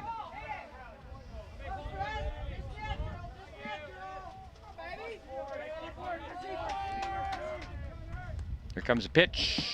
Fouled back into the backstop behind the plate. Count 1 strike. Karsten Sherman on deck for Yakima. I've driven by the field that Yakima Valley plays their games at, but I've never gone in, so I don't know the dimensions, but must be a fairly good-sized ballpark if Connor Anderson and Carson Sherman only had 3 home runs apiece over there. There's a fake move back to second base. Brandon Smith gets back in easily, no throw.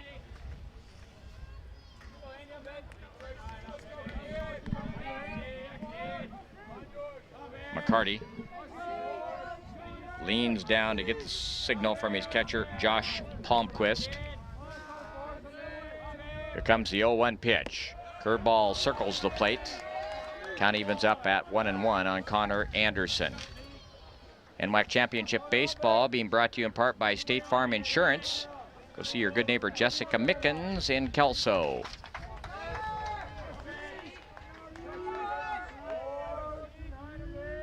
McCarty as the sign he wants. Here comes the 1-1 pitch. Chopped by the mound. Fielded in. Off the glove of the shortstop, Schubert. And on the play, the runner moving from second will hold up. That's going to be a base hit all the way. I didn't even think Schubert, the shortstop, even had a chance to get to it, but he did. He managed to get the tip of his glove on it, and there you get a chance to see the replay on Topher Vision. And a good stab at the ball there, well in behind second base by Gunnar Schubert. And we are going to get a visit to the mound as head coach Kevin Davis, in his 4th year, is going to come out and have a word with Mac McCarty. Nobody warming up in the Pierce bullpen, but Pierce got Yakima Valley's got the bases loaded now with 2 men down here in the top half of the 6th. And a big man getting ready to step to the plate, Karsten Sherman, 6'7" kid out of Mercer Island High School up in the Seattle area. Coach Davis has had his say. He's on his way back to the third base dugout. Pierce, the home team here in today's second ball game. Karsten Sherman steps in, designated hitter. 254 hitter on the year with 3 home runs. But boy, he hit a monster foul here yesterday down by the new fitness building.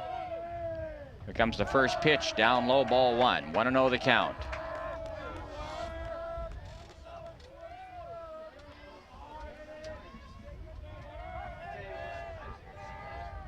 No place to put him. McCarty leans down. Here comes the 1-0 pitch. Hit him. And it hit him, and McCarty is trying to plead that, hey, he didn't try to get out of the way. He's not going to win that one. So Sherman hit by a pitch. Now Coach Davis is coming out to question it.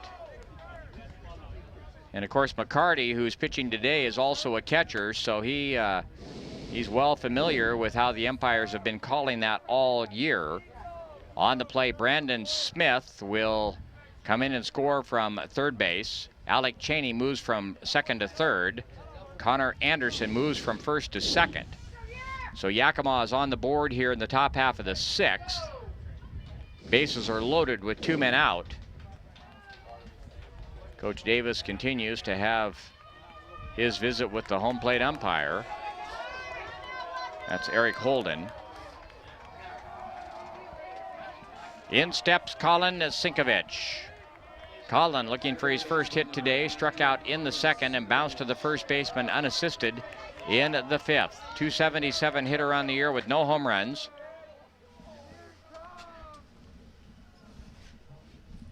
Looked like a ball got loose behind home plate as the home plate umpire Holden came back and grabbed it and tossed it over toward the third base dugout.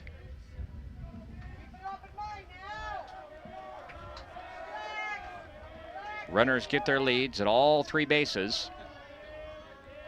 McCarty will pitch from the stretch with the bases loaded. The first pitch is a called strike right at the knees, and the count is 0-1 to Colin Sinkovich.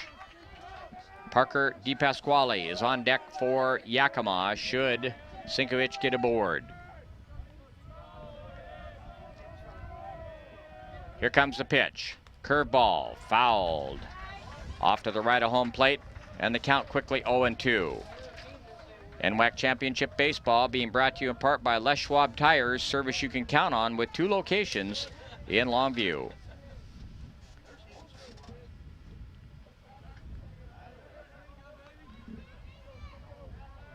McCarty kind of staring down at the pitching rubber there for a second. Now gets up on top. Here comes the 0-2 pitch. Instead, as a move back to second base, and he throws it into center field, and the runner from third base is going to come in to score. Boy, ill-advised move by Mac McCarty, who can't be happy with himself. Bases were loaded, and he tried to pick the runner off at second base and threw it into center field, and Alec Cheney comes in to score the second run of the ball game for Yakima. The other runners do not advance, so a throwing error on Mac McCarty.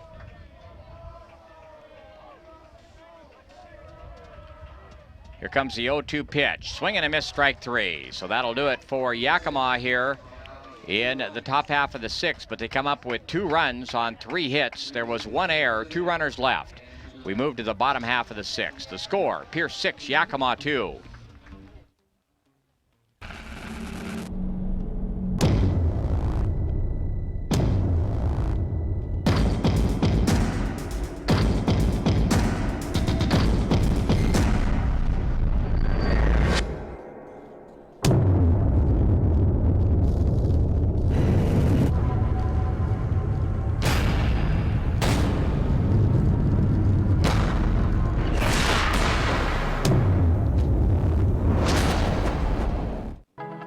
Home is not a building, and it's not some number on a mailbox.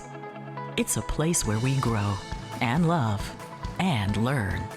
At Southern Oregon University, our people, our programs, our place blend together like a family. With over 40 majors, exceptional faculty, and a commitment to inclusion and diversity, once you become a Southern Oregon University Raider, you're home. NWAC Championship Baseball also being brought to you today by Freddy's, just for the halibut. Fresh crab, halibut, clams, ground sirloin burgers, broiled steaks, and more in downtown Longview. So Yakima comes up with a couple runs in the top half of the sixth to draw to within 4 of the Pierce Raiders. Pierce leading it by a score of 6-2. 6 runs on 9 hits, 1 error for Pierce. 2 runs, 4 hits, 2 errors for Yakima.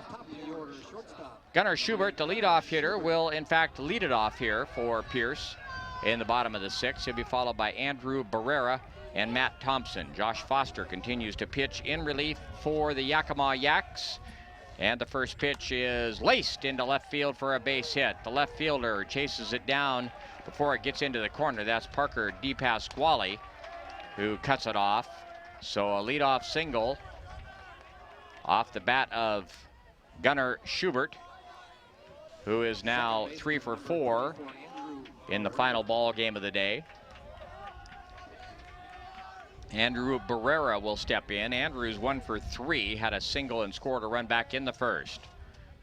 Foster pitching from the stretch, checks Schubert at first, delivers. The first pitch just a little bit low, ball 1, and the count is 1-0.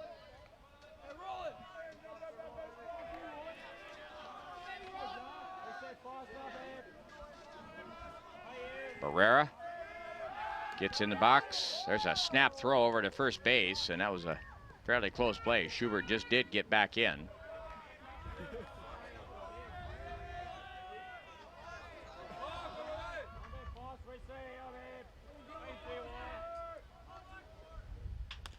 There's a ball hit to the left side, dropped by the third baseman, Sinkovich. Looked like he was going to try and throw it before he really had it, trying to go down to second to turn the double play, and just didn't come up with it cleanly. So that'll be an error on Colin Sinkovich. On the play, Gunnar Schubert moves on down to second base. Third error of the ball game on the Yakima Yaks.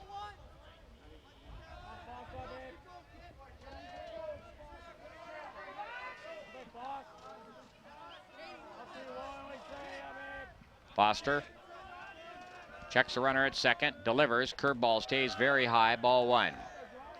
1-0 the count.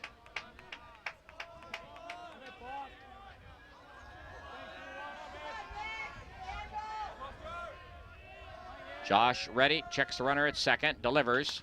There's a line drive headed into left field, going to fall in front of the center fielder, DePasquale, who comes up firing, and that'll keep Gunnar Schubert from scoring as he advances from second to third. Barrera goes to second.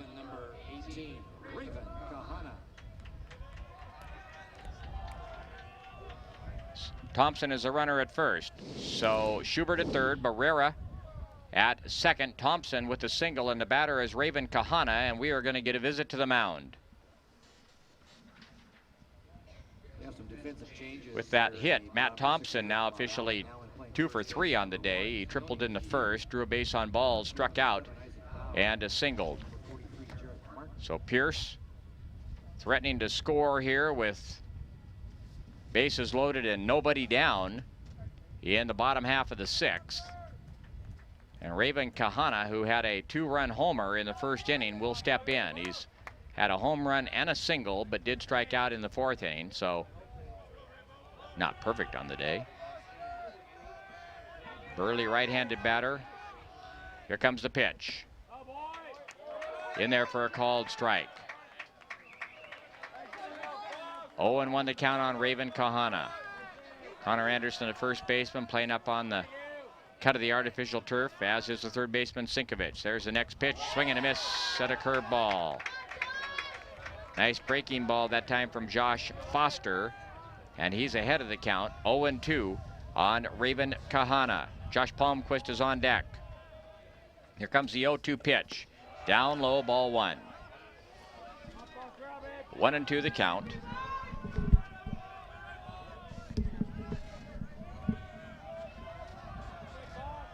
Foster delivers.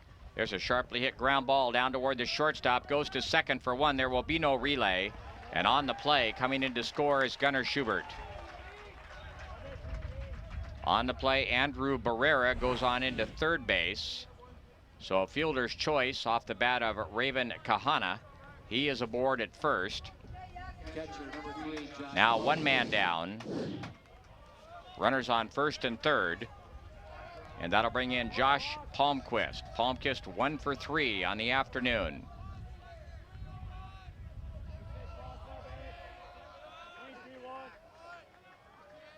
Here comes a pitch. popped up on the infield. The pitcher, Foster, calling for it. Comes down in front of the mound, makes the catch about 2/3 of the way down to home plate. Just what the doctor ordered if you're Josh Foster. And with 2 men down, that'll send up Hudson Bajorek.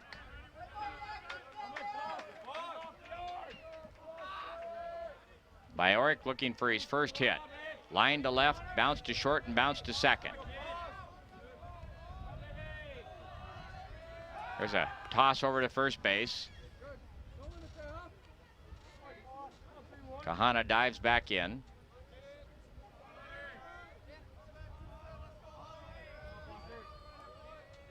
Here comes a pitch. Curveball drops in nicely for a called strike.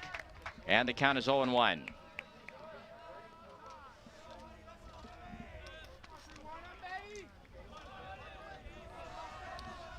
Foster has a sign he wants from his catcher, Vaughn Ferguson. Here comes the pitch. Right on the outside edge at the knees for a called strike. Nice pitch by Josh Foster. 0-2 the count now on Hudson Bajorek. Barrera gets his lead over at third. Kahana gets his lead at first. Third baseman Colin Sinkovich plays deep at third. Here comes the pitch. There's a ground ball out toward the second baseman, Brandon Smith. Fields cleanly, throws cleanly in time to get Hudson Bajorek. So it could have been a lot worse as Pierce comes away with 1 run on 2 hits. There was 1 error and 2 runners left on base. We have played 6 complete. The score, Pierce 7, Yakima 2. The first day of school is kind of scary. You don't know your teachers yet or who your friends will be. But school is really important. It's how you learn things and grow. Okay, I'm ready. You're gonna do great, Mommy.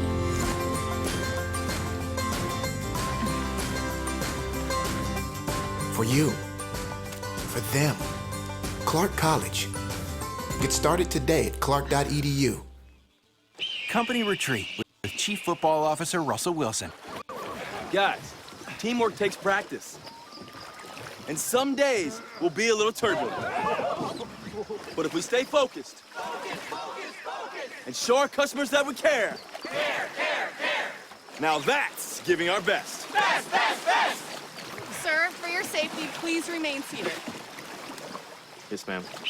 Giving you our best never stops. Thank you for flying Alaska. Also brought to you today by Elam's Home Furnishings and Sleep Center. Family owned and operated since 1987. Mac McCarty continues to pitch for the Pierce Raiders, although it looks like a right-hander is at least going through some exercises down in the left field bullpen. McCarty to face the numbers 7, 8, and 9 hitters in the lineup for Yakima. Parker DePasquale, Vaughn Ferguson, and Tanner Parker. The first pitch is in for a called strike to Parker DePasquale, and the count is 0-1. Where's he at? Left fielder, okay. We have a change at the plate. As batting for Yakima is Isaac Bauer. Isaac Bauer is the pinch hitter. There's the pitch fouled at the plate. So Isaac Bauer enters the game in the number 7 spot.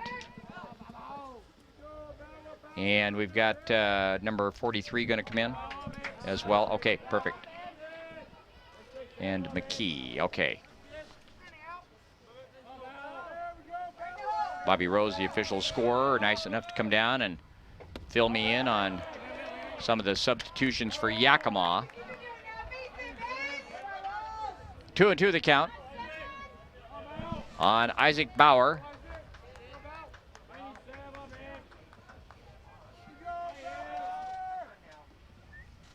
Here's the next pitch. There's a line drive headed into right field for a base hit. So Isaac Bauer comes in. He's a sophomore out of Chief Sealth High School up in Seattle. So he's aboard with a leadoff single. And we're going to get another pinch hitter as Jarrett Martin is going to come to the plate.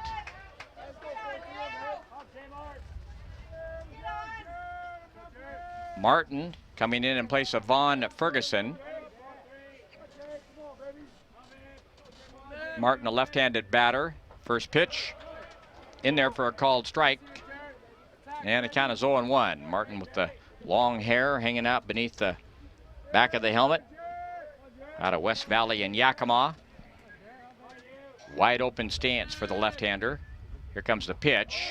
Check swing down low. The count evens up at 1-1 on Jarrett. Nobody throwing in the Yakima bullpen. Still really nobody throwing in the Pierce bullpen either, although somebody was up kind of going through some exercises a minute ago. Here comes the 1-1 pitch down low. Good stop there by the catcher, Josh Palmquist. 2-1 the count on Jarrett Martin.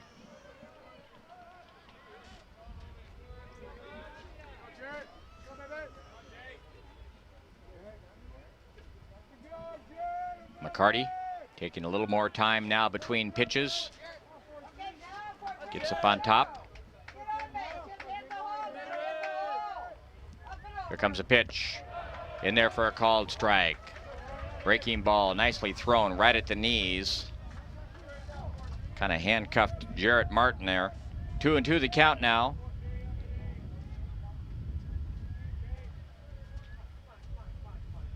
Comes a 2-2 pitch, chopped foul down the third base line. Count remains 2-2.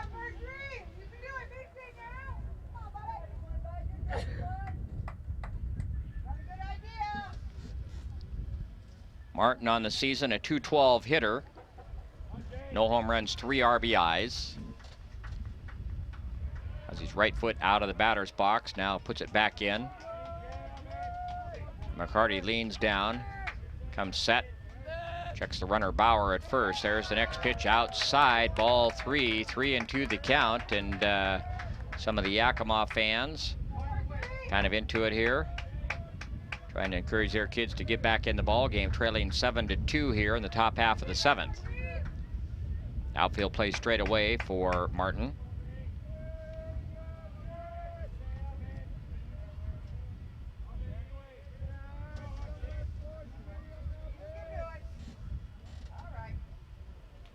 McCarty steps off the pitcher's rubber. Now gets back up on top. Martin stepped out of the batter's box, now gets back in. Gentle breeze blowing in now at Story Field. Field bathed in sunshine now. Here comes a 3-2 pitch. Chop to the right side. Nice stop by Raven Kahana. Goes down to second for one. There will be no relay as the pitcher McCarty was not able to get over there in time to cover. But a nice job by Raven Kahana. So Martin is aboard on a fielder's choice. Bauer is forced at second. And that'll bring in the number 9 hitter in the lineup, Tanner Parker. And Coach Davis is going to come out and have a word with the home plate umpire, Eric Holden, about something right now. And perhaps to just double check on the lineup changes, as that's what they're going over right now is the scorecard, or the lineup card. In the meantime, Mac McCarty strolls down toward home plate to have a visit with his catcher, Josh Palmquist. The visit continues. NWAC Championship Baseball being brought to you in part by Columbia Auto Group, where their reputation rides with you. The visit between Coach Davis and home plate umpire Eric Holden continues. And Kevin Davis makes his way back toward the dugout, and now the home plate umpire is going to call John Jackson and all the umpires in.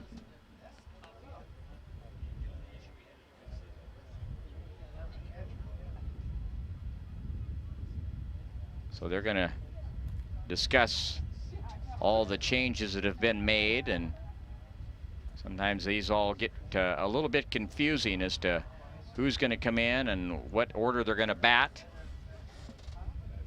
And obviously, Yakima Valley's head coach Kyle Crustangel is trying to get some players in the ball game and get them the experience of playing in the NWAC championship tournament. While the umpires huddle up, the Pierce infielders and the catcher and pitcher are all huddled up out around second base.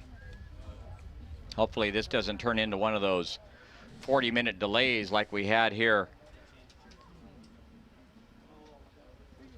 a week or two ago at the end of the regular season when we had a ball game being played under protest, and every time we thought play was about to resume,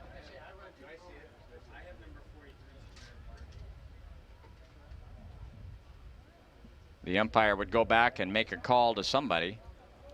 The discussion continues amongst the umpires. So we're going to go ahead and take a 30-second break here. A 30-second break as we're in the bottom half of the 6th inning, or top half of the 7th inning, excuse me.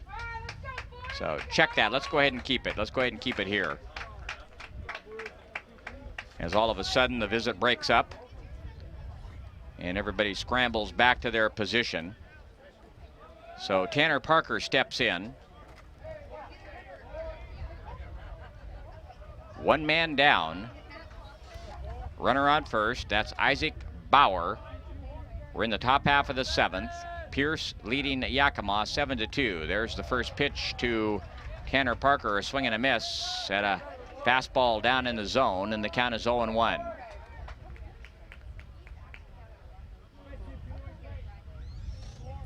Still nobody throwing in the Pierce bullpen. Here comes the 0-1 pitch. Outside, 1-1 the count. Tanner Parker, a .316 hitter on the year.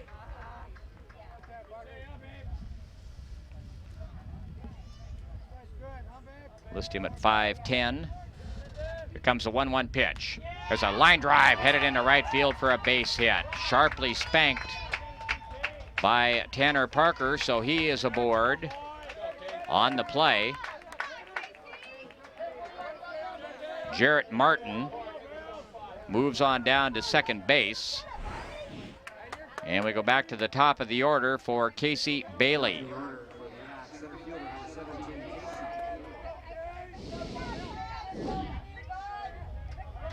On the day, Bailey looking for his first hit.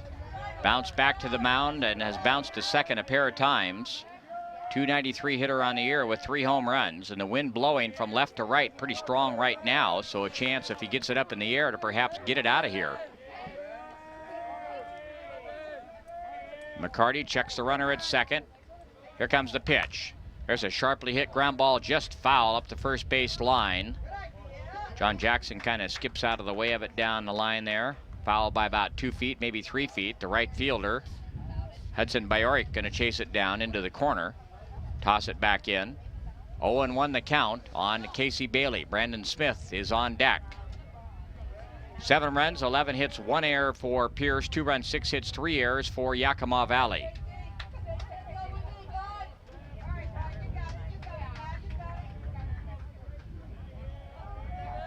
Here comes the 0-1 pitch. Swing and a miss. Looked like McCarty might have taken a little bit off of it, and Bailey was out in front of it. Boy, he took a rip at it, though, let me tell you.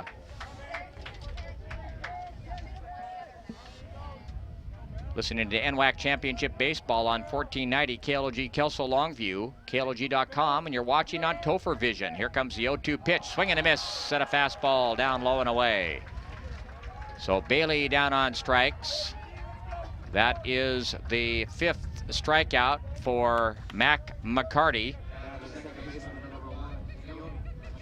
And Keone McKee, who is now going to play second base in place of Brandon Smith, will check in for his first plate appearance. McKee out of Graham Kapowson High School. On the year, a .238 hitter. Runners get their leads at first and second base. Here comes the pitch to McKee. It's a curveball that stays inside, and the count is 1 ball. 1-0 the count on to Keone McKee.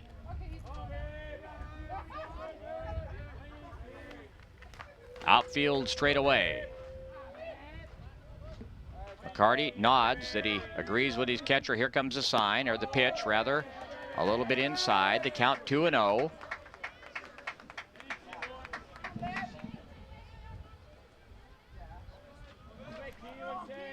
The count on to McKee. McCarty with a fake move back to second base. Martin gets back in. No throw. First baseman Raven Kahana plays well in behind the runner. Third baseman Thompson also playing deep. Here comes the 2-0 pitch. Right at the knees on the inside edge for a called strike, and the count is 2-1. Pace of the game slowing a little bit here in the 7th inning. McCarty taking a little more time between pitches. Here comes the 2-1 pitch. Swing and a miss at a good fastball right on the outside edge. And the count evens up at 2-2 on Keone McKee.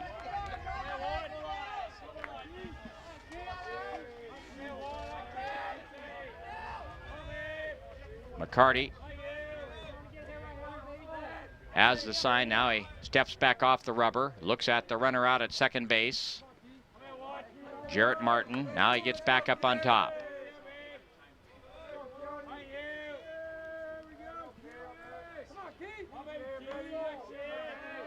Comes set. Here comes the 2-2 pitch. Chopped foul at the plate. I think that may have gone off the foot of the umpire as he kind of strolls out in front of the plate and tosses a new ball to Mac McCarty. Yep, kind of shaking his left leg a little bit.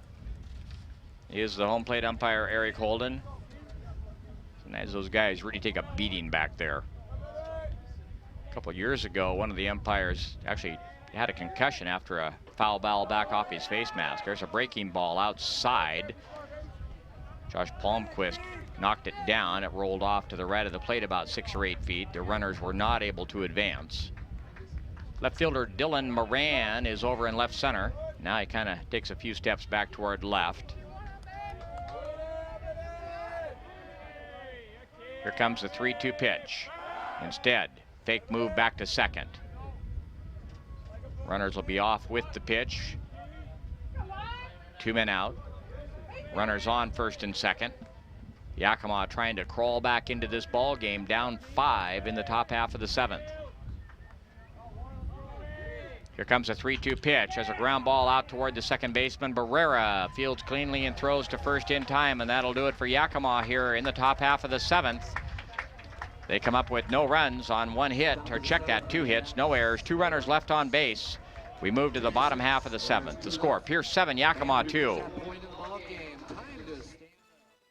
LCC has definitely prepared me to transfer to Oregon State because it's helped me with my study skills. I'm a much harder worker than I was in high school. I had a great support base by the staff, and I've made some great friends that I think I'll carry on with my life. I've definitely loved my classes. I've learned a lot. It's been a healthy environment. Don't be afraid to branch out. The people here are awesome. I'm going to be in it for a while, but down the road I'll be finishing up and be ready to join the workforce.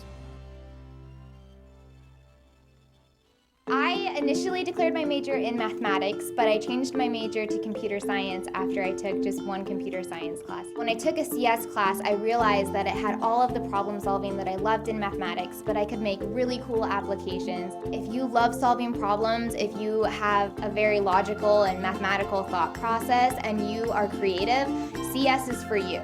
Really, if you love problem solving, we love you.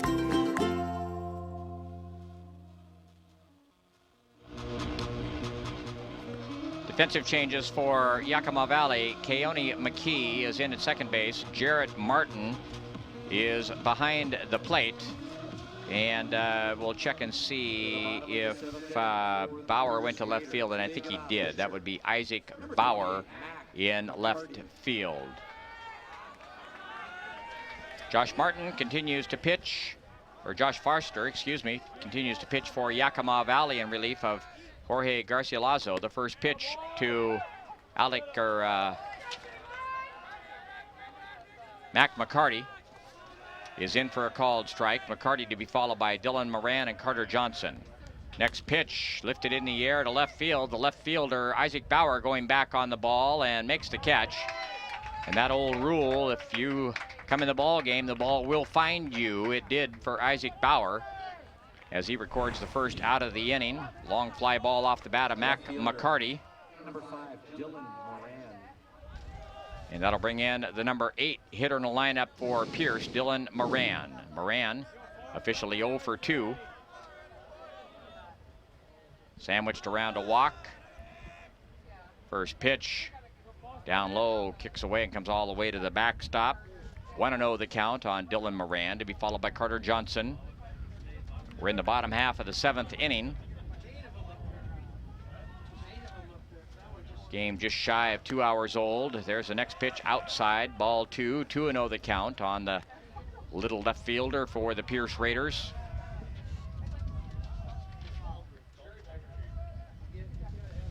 There's the next pitch, again outside, ball 3, 3-0 the count.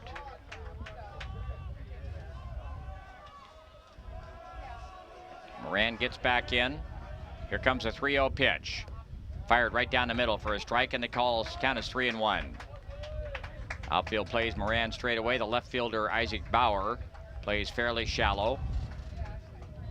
Here comes a 3-1 pitch. There's a ball hit out toward the second baseman, a one bouncer to Keone McKee, and he throws him out. And there again, you come in the ball game, the ball will find you. So the first 2 outs recorded by 2 new defensive players in left field and second base. So 2 men down. Olympic College is a great place to hit the field in the books, earn your associate degree, then transfer to a university, or slide into home and earn your bachelor degree without leaving Kitsap County. Get busy learning at olympic.edu. Carter Johnson steps in. 1-0 the count. Here comes the next pitch, down low, ball 2. Centralia College is your college for associate degrees, bachelor degrees, and job training. Apply now to get a jump on classes and financial aid. Application is easy and free. You belong at Centralia College. Visit www.centralia.edu for details.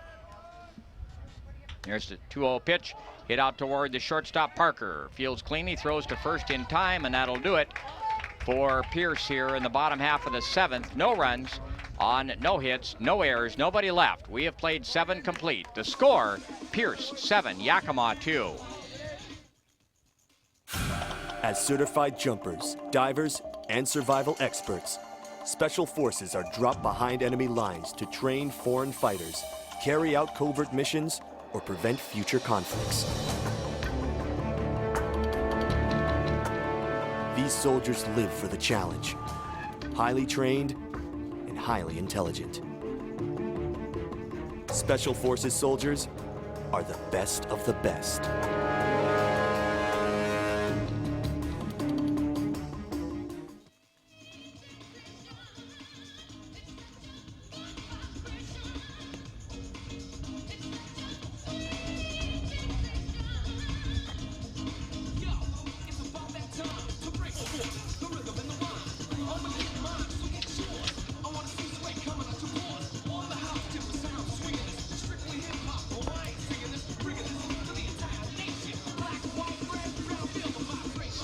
Back at Story Field on the campus of Lower Columbia College in Longview. Just about ready to begin play here in the top half of the 8th inning. Pierce Raiders leading the Yakima Yaks by a score of 7-2. 7 runs on 11 hits, 1 error for Pierce. 2 runs, 6 hits, and 3 errors for Yakima. Mac McCarty continues to work. He's gone the distance for Pierce. He'll face Alec Cheney, Connor Anderson, and Karsten Sherman. The numbers 3, 4, and 5 hitters in the lineup for Yakima. McCarty ready. First pitch, down low, ball 1. 1-0 the count on Cheney.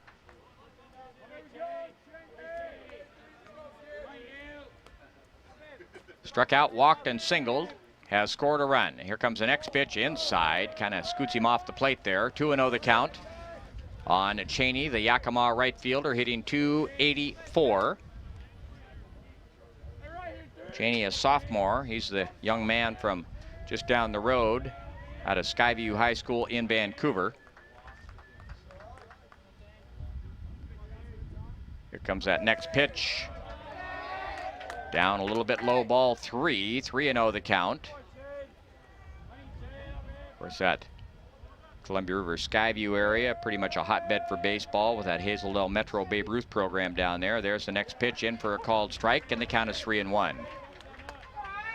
That program rich in tradition and has sent a number of squads on to the Babe Ruth World Series over the years. Here comes the 3-1 pitch, chopped foul at the plate. Count goes full now on Alec Cheney. Speaking of Columbia River High School, they are going to drop down into the 2A ranks next year, and they'll play the likes of Mark Morris and R.A. Long and those schools. They're going to be a power. There's a next pitch fouled up and out of play off to the right. Count remains full on Cheney. At least they're going to be a power in basketball and baseball, and certainly a solid football school all along. There's the next pitch up high, ball 4. McCarty not happy with himself, kind of dropped to his haunches and wiped at the dirt down there. So a leadoff walk to Alec Cheney. And that'll bring in the cleanup hitter, Connor Anderson. First baseman, number 29, Connor Anderson. Lanky guy out of Fife, gets in there, pounds the plate. Outfield straightaway, medium depth. There's a snap throw over to first base, but Cheney alertly dives back in.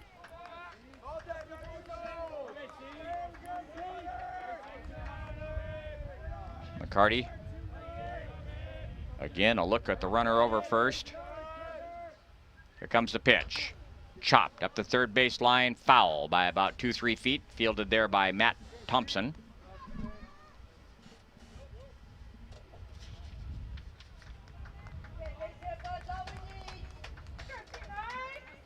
Thompson getting a break from catching duties today and playing third base, while Josh Palmquist, who has been a designated hitter, is behind the plate.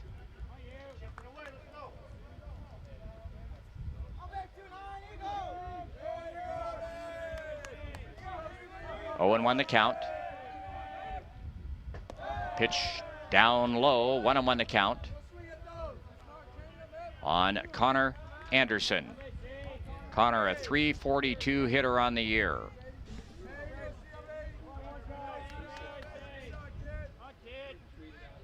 He's a sophomore. I've got to believe that he's going to get a chance to play somewhere next year.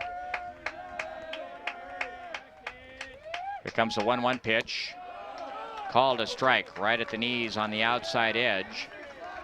And the count is 1-2 on the big guy. An even bigger guy on deck in the person of Karsten Sherman.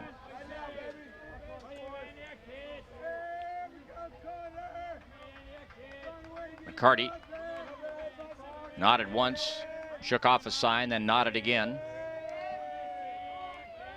Here comes the 1-2 pitch. Swing and a miss, strike 3, and Connor Anderson not happy with himself at all. He's a competitive young guy, heads back over to the dugout, so 1 man down now, and that'll bring in Karsten Sherman. That's 6 strikeouts now for Mac McCarty. His catcher Josh Palmquist calls time, meets him about halfway, and has his say. Palmquist headed back behind the plate, puts on the mask, and Sherman gets in.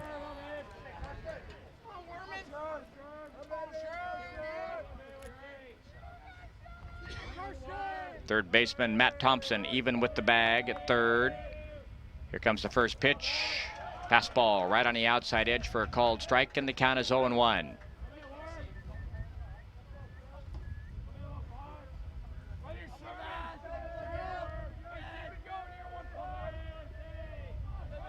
McCarty ready. The next pitch sails outside. Looked like he took a little bit off it. Count evens up at 1-1 on Sherman. If Pierce hangs on to win this ball game, they will play Everett at 12:05 tomorrow. And then the winner will play Yakima in the championship game then at 3.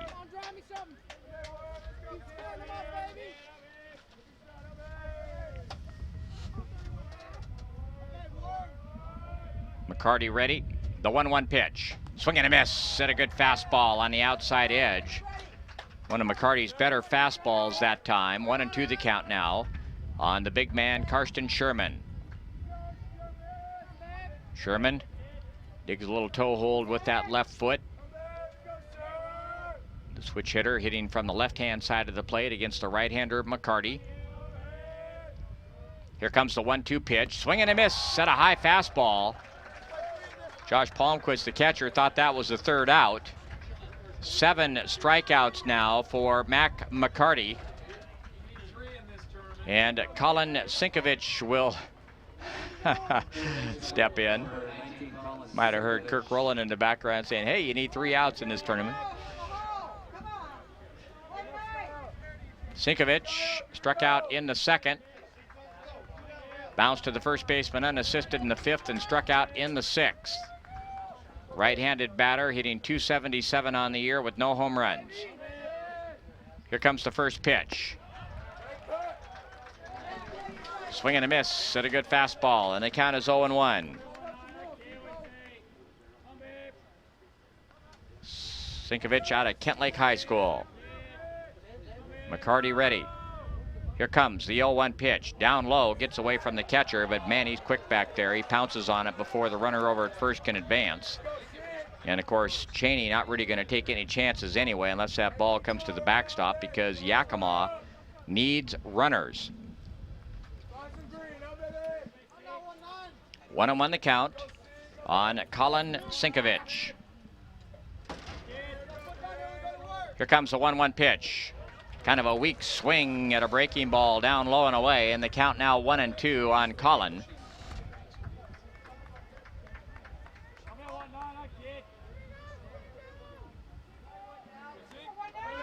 Time drawing short for the Yakima Yaks here.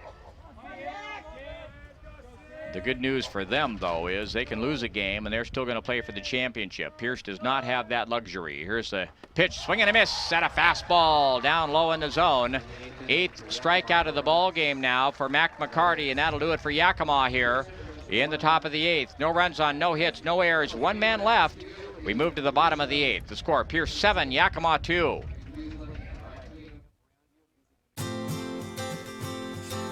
The first day of school is kind of scary. You don't know your teachers yet or who your friends will be. But school is really important. It's how you learn things and grow. Okay, I'm ready. You're gonna do great, Mommy.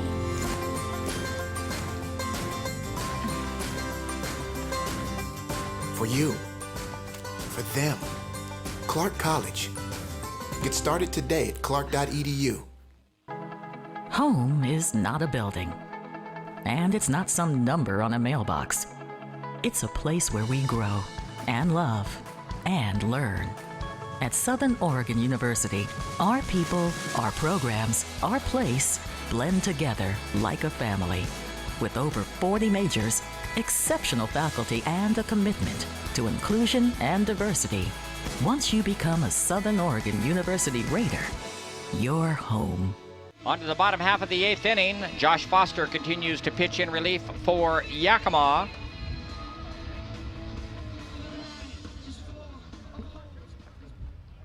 We move to the bottom of the 8th inning for the Raiders to lead it off. Top of the order, shortstop.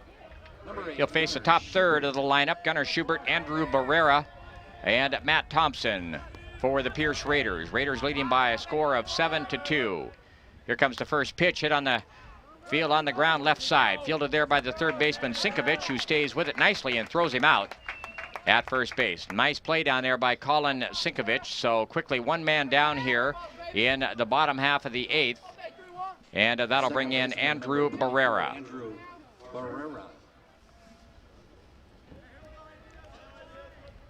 Barrera reached on a single, skied to right, bounced to third, and reached on an error. Boy, he's been a busy guy out at second base, though, I'll tell you that. Here comes the pitch. Fastball. Down low and away. Kicks off the glove of the catcher, Jarrett Martin. 1-0 the count on Andrew Barrera.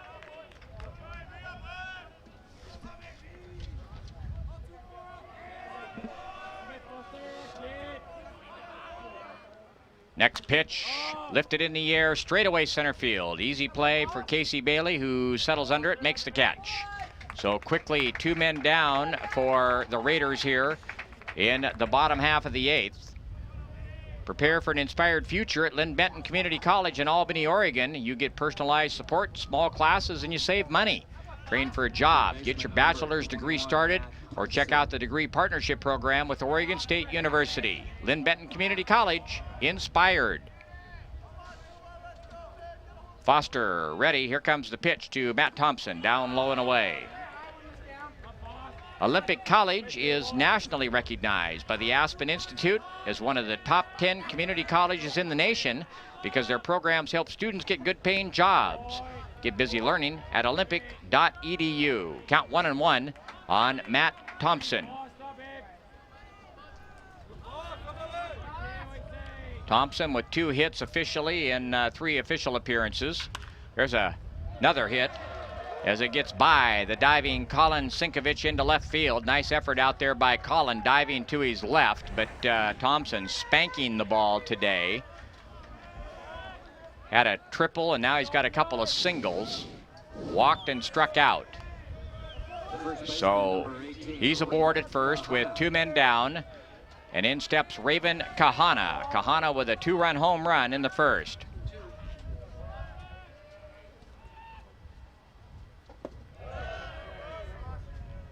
Ball 1 to Raven.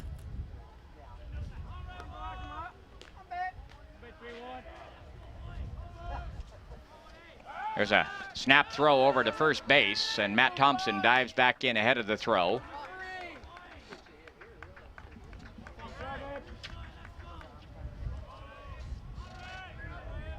There's the next pitch, swing and a miss, and a good breaking ball from Josh Foster. Count 1-1 on Raven. I think he was trying to get home run number 2 on the day here. Took a wicked cut at it.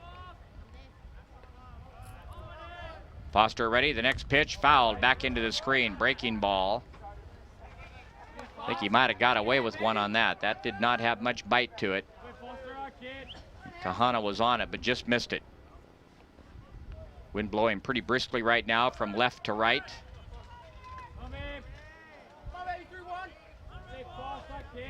Foster shakes off a sign from Jarrett Martin. Now ready, the 1-2 pitch. There's a ball spanked right back through the middle into center field for a base hit. Slow breaking ball that time, and Raven Kahana stayed with it and slapped it back through the middle, so he's got 3 hits in 5 appearances today.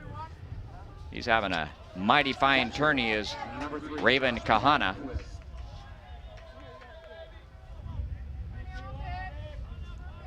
In steps Josh Palmquist. Here comes the pitch. Breaking ball stays very high. 1-0 the count. Pierce will send up the bottom third of their lineup into the 9th inning. Nobody throwing in the Pierce bullpen, so I assume that McCarty's going to come back out. There's a little fly ball hit it down in foul territory. Just missed there. Nice effort down there by Connor Anderson, chasing it down into shallow right field in foul territory, and couldn't quite make the catch over the shoulder. But not for lack of effort. Connor Anderson's a good first baseman.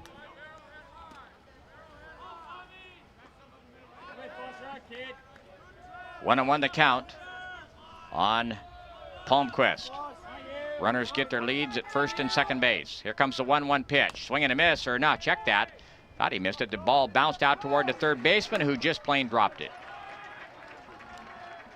Man, I don't know how I lost sight of that. I thought he swung and missed, but that was just a bouncer out to the third baseman, Sinkovich, and he just plain dropped the ball.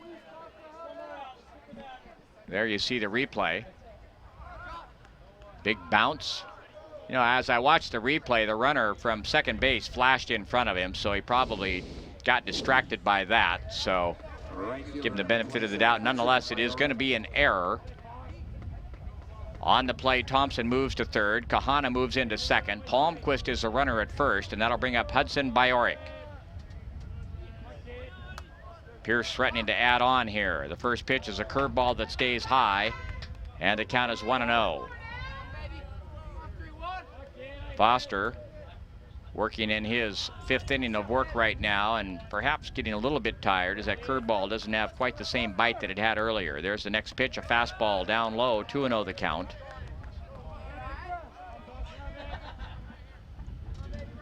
Shadows starting to creep into the left field corner right now at Story Field. Here comes a 2-0 pitch. There's a line drive, just foul, fielded by the first baseman Connor Anderson in foul territory, a few feet. Took it on one bounce. 2-1 the count on Hudson Bajorek. Should he get aboard? Mac McCarty, the pitcher, is on deck. The pitcher designated hitter, Mac McCarty.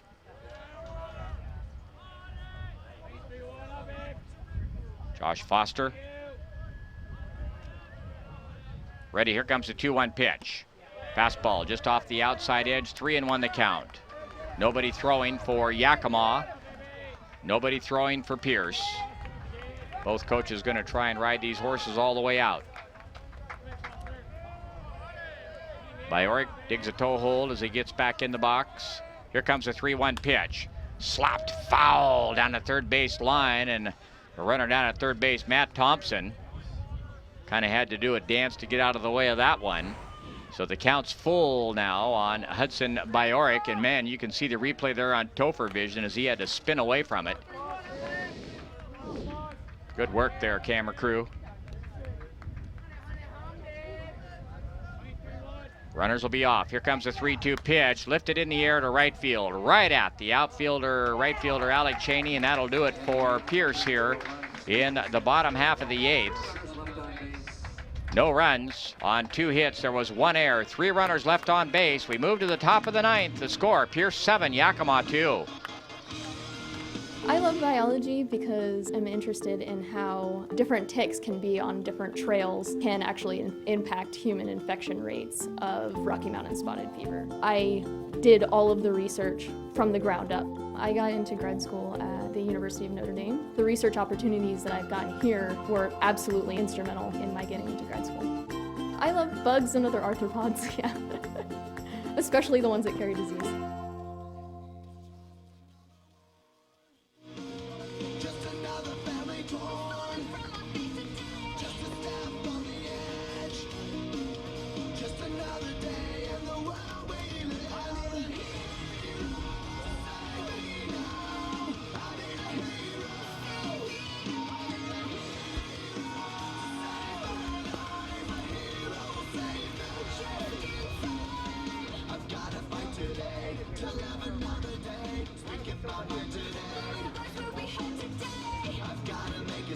Game here into the NWAC semifinals.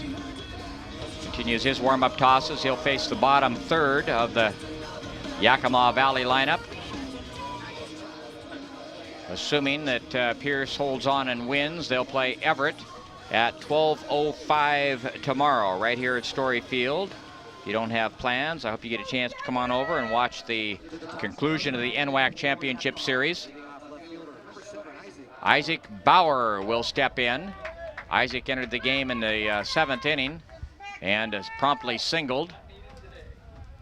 Hit a shot into right field. Here comes the pitch. Inside, and it hit him.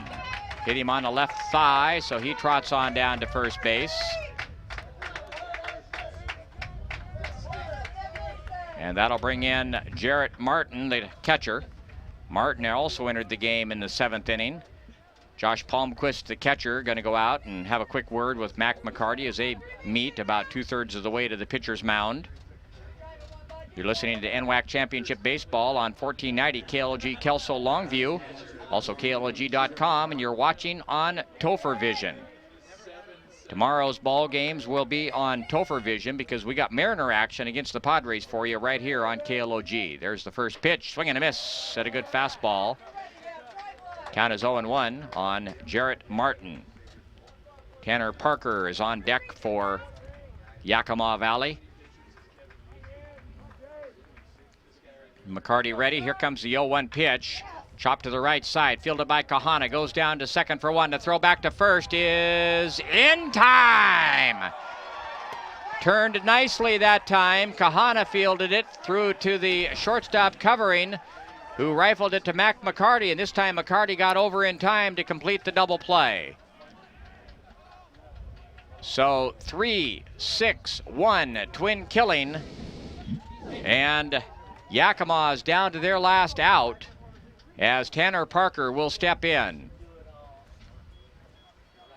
And Yakima coach going to go out and question John Jackson right now, and I think what he perhaps is questioning is whether or not McCarty had his foot on the bag. And there you're going to see the replay. And yep, he did. He got his foot back on it. It came off, and then he managed to get his foot back on. So good camera work down there to give us a good look at it. The call was correct. John Jackson, a good umpire and a nice man. This is not a horrible confrontation, as you can probably see on Topher Vision right now. Pretty amiable. There again, you're going to get a chance to see another look at it from a different angle. And McCarty did, in fact, get his foot back on the bag. So Jackson is going to ask for help from the other umpires, so they want to make sure they get it right. This is important to the umpires, just like it is to the coaches and the teams. Umpires take a lot of pride in what they do. And the visit between the umpires continues partway up the first base line in fair territory. In the meantime, the infielders for Pierce are all gathered out around second base. Dust kind of starting to blow a little bit right now as the wind blowing in over the left field fence. And they're going to stick with the call. So they're all in agreement. So 2 men down here now in the top half of the ninth, and Yakima is down to their last out.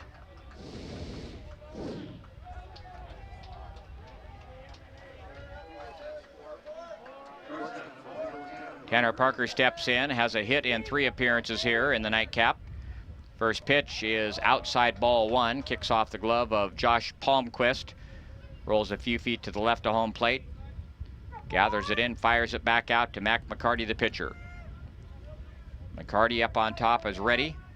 Here comes the 1-0 pitch. In there for a called strike, and the count evens up at 1-1.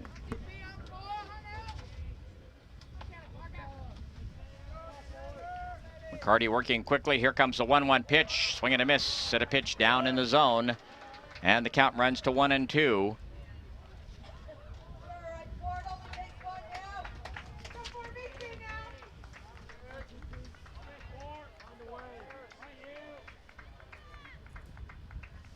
Here comes McCarty with the next pitch. Down low and away.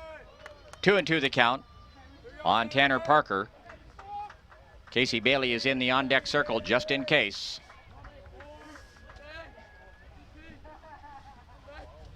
Here comes the pitch inside.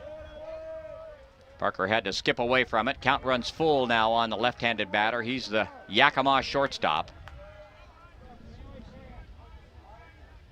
Some of the fans now anticipating the game pretty much out of hand, starting to head out of the exits.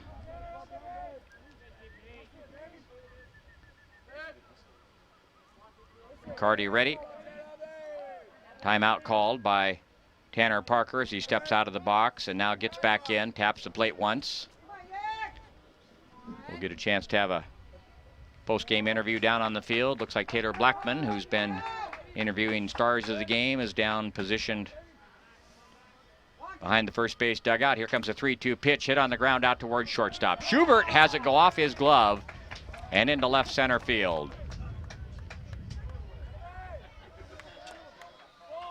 So life, even if it's faint, for Yakima here, as an error on Gunnar Schubert will allow Yakima to send another player to the plate here, as Casey Bailey will step in. Bailey looking for his first hit. 0 for 4 here tonight. And McCarty almost pitched from the windup, now caught himself and going to pitch from the stretch. Parker gets his lead over at first base. Here comes the pitch. Hit on the ground, out toward the second baseman. Barrera will go the short way for the out, and that will do it. For Yakima in the top half of the ninth, no runs on no hits. There was one error and one runner left on base. So Pierce stays alive, and they'll play Everett tomorrow for the right to turn around and play Yakima for the championship. Tater Blackman making her way down in front of the dugout, so we'll have an interview for you here in just a second. So once again, in the top half of the ninth, no runs on no hits. There was one error and one runner left on base. Line score on the ball game for Pierce, 7 runs on 13 hits. They committed 2 errors and they left 11 runners. For Yakima, 2 runs on 6 hits. They committed 4 errors and they left 9 runners. So Pierce again will play tomorrow at 12:05 p.m. against Everett. And the winner of that game will play Yakima. Let's go down to the field with Tater Blackman, joined by Raven Kahana. Taylor. Thank you. I'm with Raven Kahana. Congratulations on your 3 hits, 1 being a home run and 3 RBIs. What was the secret to your success? I've been struggling lately, so I tried to stay on top of the ball, and I got lucky. Yakima had not given up a run the entire tournament. What was the key to scoring 6 runs in the first inning? We thought, okay, yeah, let's jump on them early. Let's try and get runs, and it worked out our way. You guys will need to win 4 games straight to win the championship. You have 2 under your belt. What will you and your team do to win the championship? Our motto is never back down, so we all try to stay together and be a family. Thank you. Congratulations on your win. Back to you. Nice interview with Raven Kahana, a nice young man who had a pretty fine day. Had a home run, a 2-run home run, and a couple of singles on the afternoon, and he is the player of the day. But I guess you could also have made a case for Mac McCarty, the starting pitcher, who went all the way and picked up the win. Once again, the line score on the ball game for Pierce, 7 runs on 13 hits. They commit 2 errors. For Yakima, 2 runs on 6 hits, and they commit 4 errors. Once again, the championship games tomorrow. We have a ball game at 12:05 p.m. Pierce will play Everett, and then the winner of that ball game will turn around and play Yakima for the championship at 3 o'clock. So we are assured of 2 ball games tomorrow. Again, they will not be heard here on 1490 KLOG, but you can view them on Topher Vision. You can go to the NWAC website and click on the link to pick up the televised game on Topher Vision. I want to thank my studio engineer, Chance Buck, for his fine work today. As always, Chance, you did a great job. Appreciate it ever so much. My name's Jim DeBruler. I want to thank everybody for listening. Once again, your final score, Pierce 7, Yakima 2. So long, everybody.